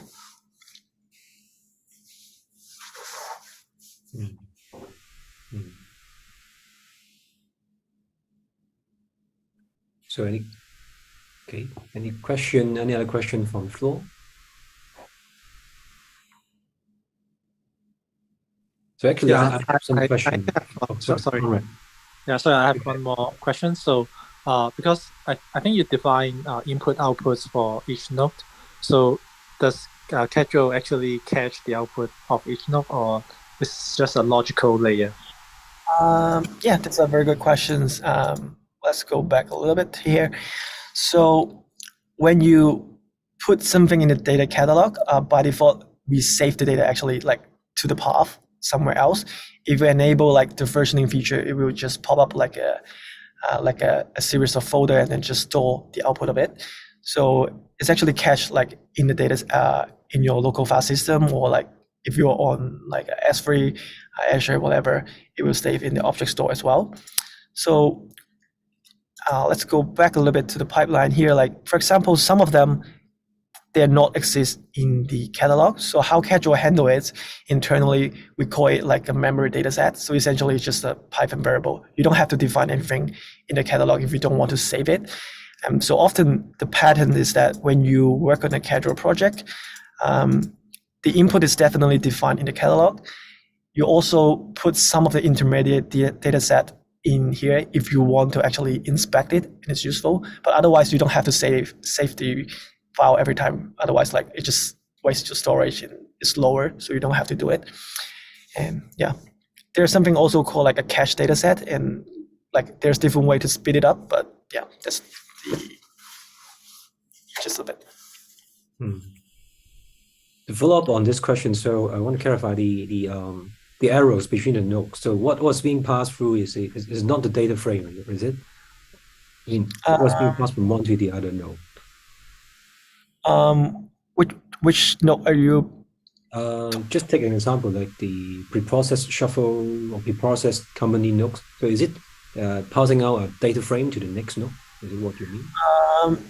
Yeah, in this case, it would be a pandas data frame, because what you define in the catalog is the pandas CSV dataset, right? So in other case, if it's a Spark, I don't remember the name, it may be some Spark dataset, it can also read a CSV dataset. So what Casual does, it will use the Spark framework and then to load up like the corresponding API, whatever, the Spark way to read a CSV, and then it will load it as the Spark data frame. So yeah, it will actually load the data, but you just don't have to write the IO step like within your functions. Everything happens in the catalog. So something behind the scene is we call like a data catalog objects in Casual, but you don't necessarily need to interact with it unless you're doing something first with specifics. So the output of one node become the input of the other node. But if like what if that data structure is not compatible? Like is it handled by the Casual mechanism?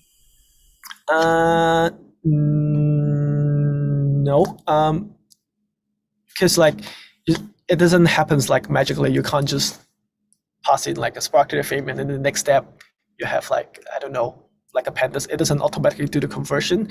So you still have to do this kind of stuff. Like imagine like when you're writing a functions, like I think these days typing is like common. Like so when you like imagine when you're doing the functions, in your function signature, you probably like have the first argument as like a data frame.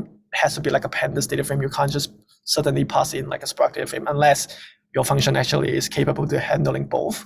But otherwise, like it will be like one specific like type of data.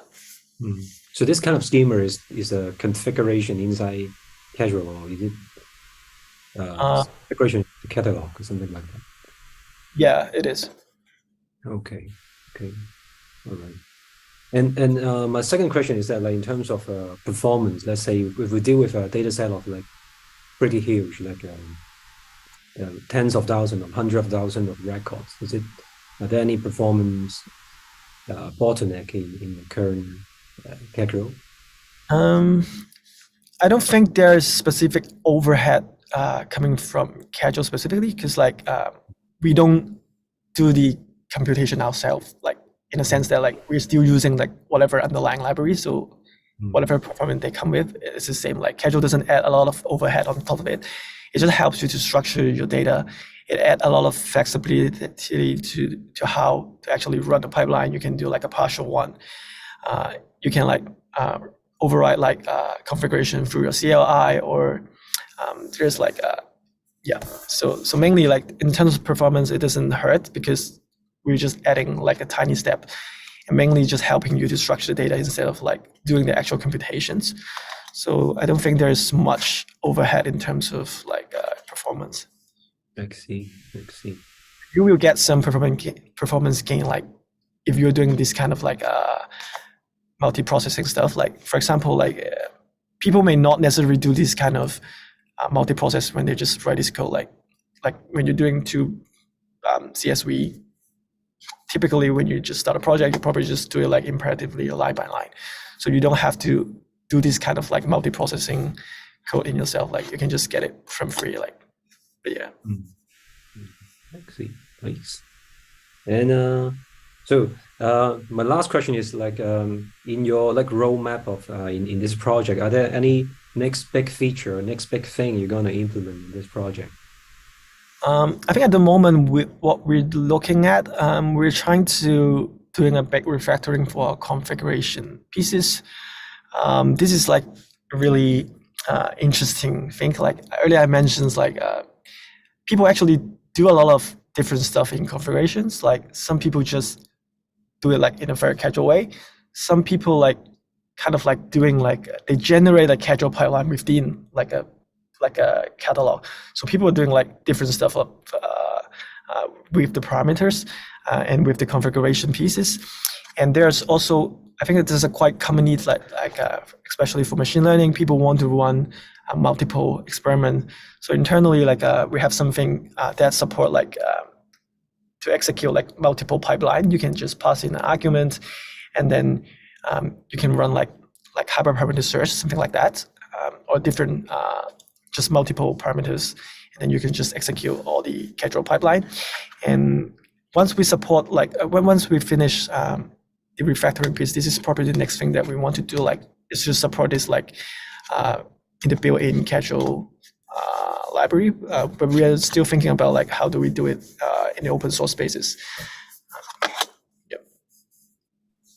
And I think like another one that we're looking at is not so much about casual, but essentially we're trying to make it easier to deploy to different systems. Like this is like a really complicated problem because there's so many deployment targets. Like everything works slightly differently. I don't think like even in the ecosystem there's like a consistent way to deploy to different systems like Azure, GCP, AWS. But we are trying to smooth out like any obstacle when you're trying to use casual project to deploy. It should just work similarly.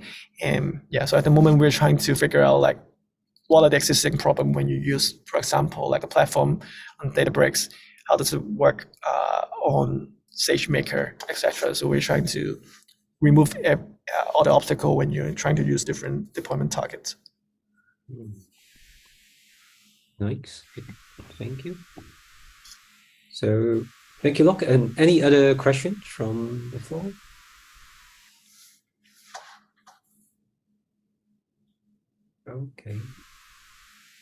Okay. So if no, then yeah, thank you, Locke, for joining us. And yeah, thank you.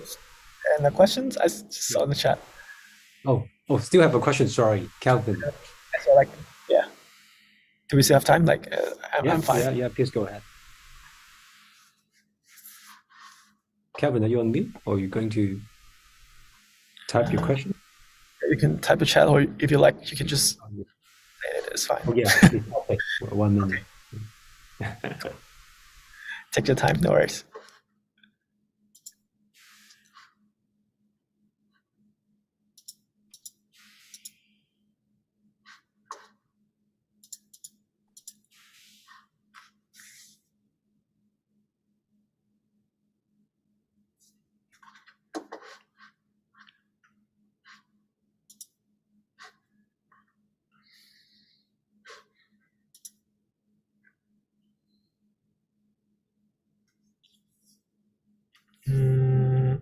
Okay, the question is about collaboration. So Kevin is asking, is there a way which I can enable multiple people to collaborate on pipelines over Kedro?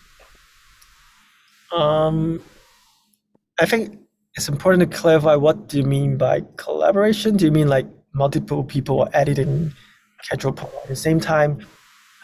What are the things that you're thinking in mind? But like, I think that one thing that can work, like it helps collaboration. If you go back to the Kedro like pipeline, essentially like when you think about like in a large project, the data engineer is probably doing something like in the upstream. So they were touching the preprocessing function, whatever.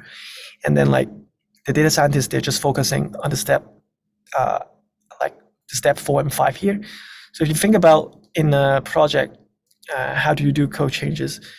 The data scientists, essentially, they don't care about what the data engineer does. Like they only need the data input. So when they run the Kedro pipeline, they only need to run step 4 and 5.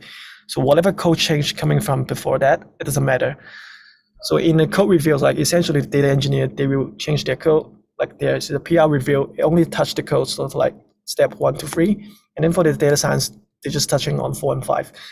So like they can still working on the same pipeline, but they kind of like collaborate in a more loosely way. So you won't touch things that other people's touching.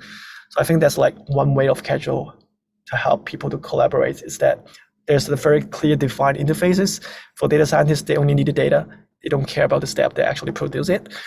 So like you can run like the pipeline partially, and then I think it helps like in terms of the code change, but I don't know that if that answers your questions.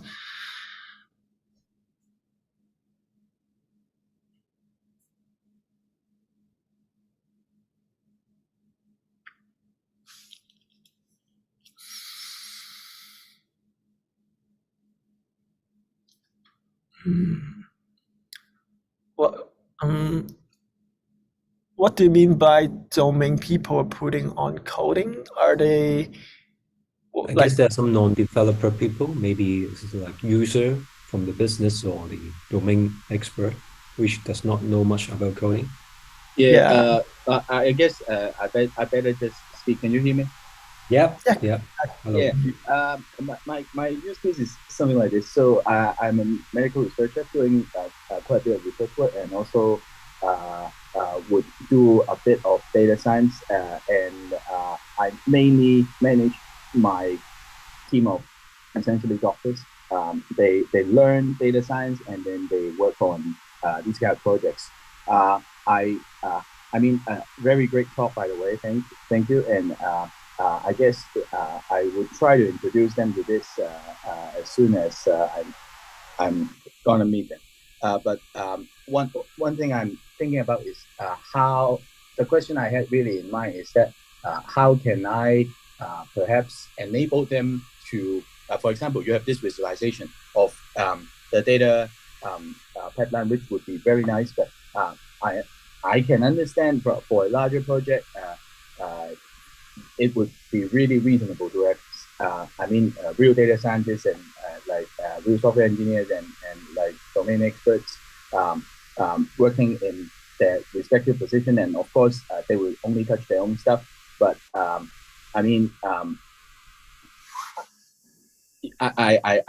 don't know if I've explained my question.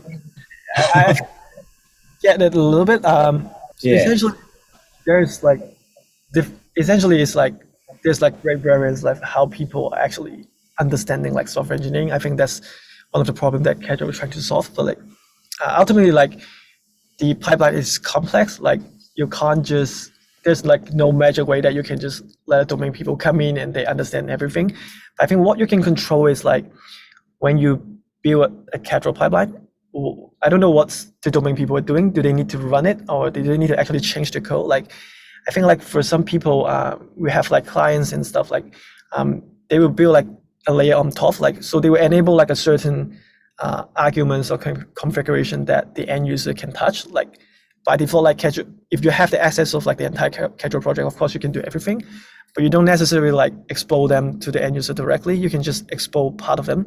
You can wet it up. Like for example, there's like 5 options to run it. You can just expose that to the end user instead of like letting them to do everything in the with the casual command directly. We also seen people trying to do something like a little bit like the drag and drop UI tools, or like they want to execute pipeline on the casual fees. Like essentially they want to like have a UI, you can switch a parameter and then just run some command, run the casual pipeline on the face itself. But we're still not sure is that like really useful, because essentially like the pipeline is complex. Like if you enable them to just change some parameters there, like they don't really understand what they're changing. So like, what's the point? Like there's not much value added to them.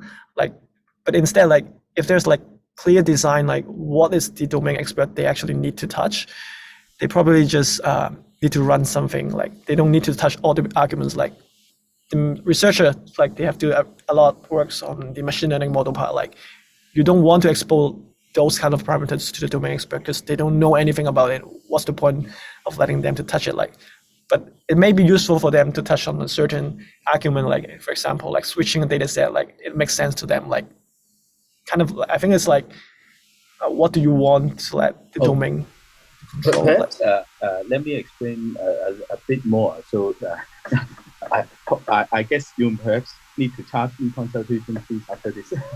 But in terms of so what I'm thinking is something like this. So for really small data sets, we can just for example, I will just give them I put them into something for the really starters. I'll just give them put them into things like an orange, which because they have this kind of drag and drop things. And for more complex projects, I'm currently giving them a Jupyter multi-user Jupyter environment, and they share some of the code, so they can have a look, and of course they can switch things in and out, and of course we have versioning and things like that, so such that, and also permission set such that they don't touch things that they shouldn't touch. But what I'm thinking is because this visualization, I mean the way that this visualization is in fact I think would enable the people who don't code really as much to reach further. If we can let's say give them visualization, this kind of visualization, the casual risk on top of the current Jupyter notebooks that they are currently using for their projects. So is that possible? Sorry, I don't get exactly what you want to do, like with the Jupyter notebook and the casual fish. So what are the things that you want to do? I mean, can this be shared between several people when they were you mean the visualization part, or the visualization part? Yes and no. Like the casual fish is essentially like a local web server. Of course, you can just enable it like as a public server so that everyone can access it. But at the same time, like if they're working independently, then they have like a separate versions of True, like in their local code base. They're working in a different code bases. So what does it mean if there's like a casual, but like everyone is working on different code bases? I understand that this is running like an HTTP, basically an HTTP server, like other things like Streamlit or whatnot. But of course they are for different purposes. But I just wonder if I can set something up such that they can I wonder if I use this tool, I mean Pedro, then and put our new, if we develop our pipelines with this, would it make it easy for us to allow visualization and also allow interface, a shared kind of visualization of that such that it would be much easier to explain the workflows that they're trying to develop, something like that. Yeah. I guess it's getting a little bit straight away. Question, and I think there's quite some context of it, but I think it's a good question, especially I'm not from the FIS team, so we're internally like I'm the framework team. There's like another team of casual FIS team, but I think that's a good question. And if you like, please join our Slack channel. Just ask a question there. Someone will follow up. Like I will make sure someone will check. Like we're actively monitoring the Slack channel, especially for FIS. I think they're quite welcome on any kind of like user feature. Like if you look on GitHub, they post something like user research regularly. So sometimes they just to pull like to understand what people actually want to do. So if you have something that a valid use case, I think there will definitely be interest. Like just try to summarize your use case and just post it in the channel. Like I think. Thank you very much. I'm really sold on this. I think. Thank you very much.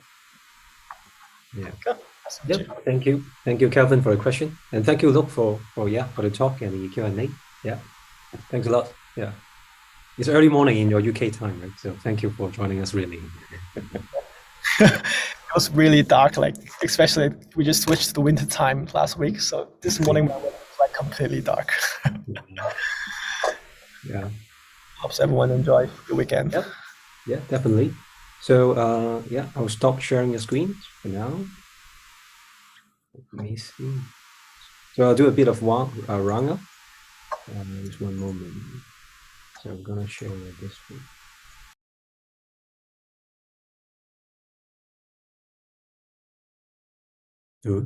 Okay. Okay. Yeah. Sorry. Can everyone see my screen? Yeah. Thank you.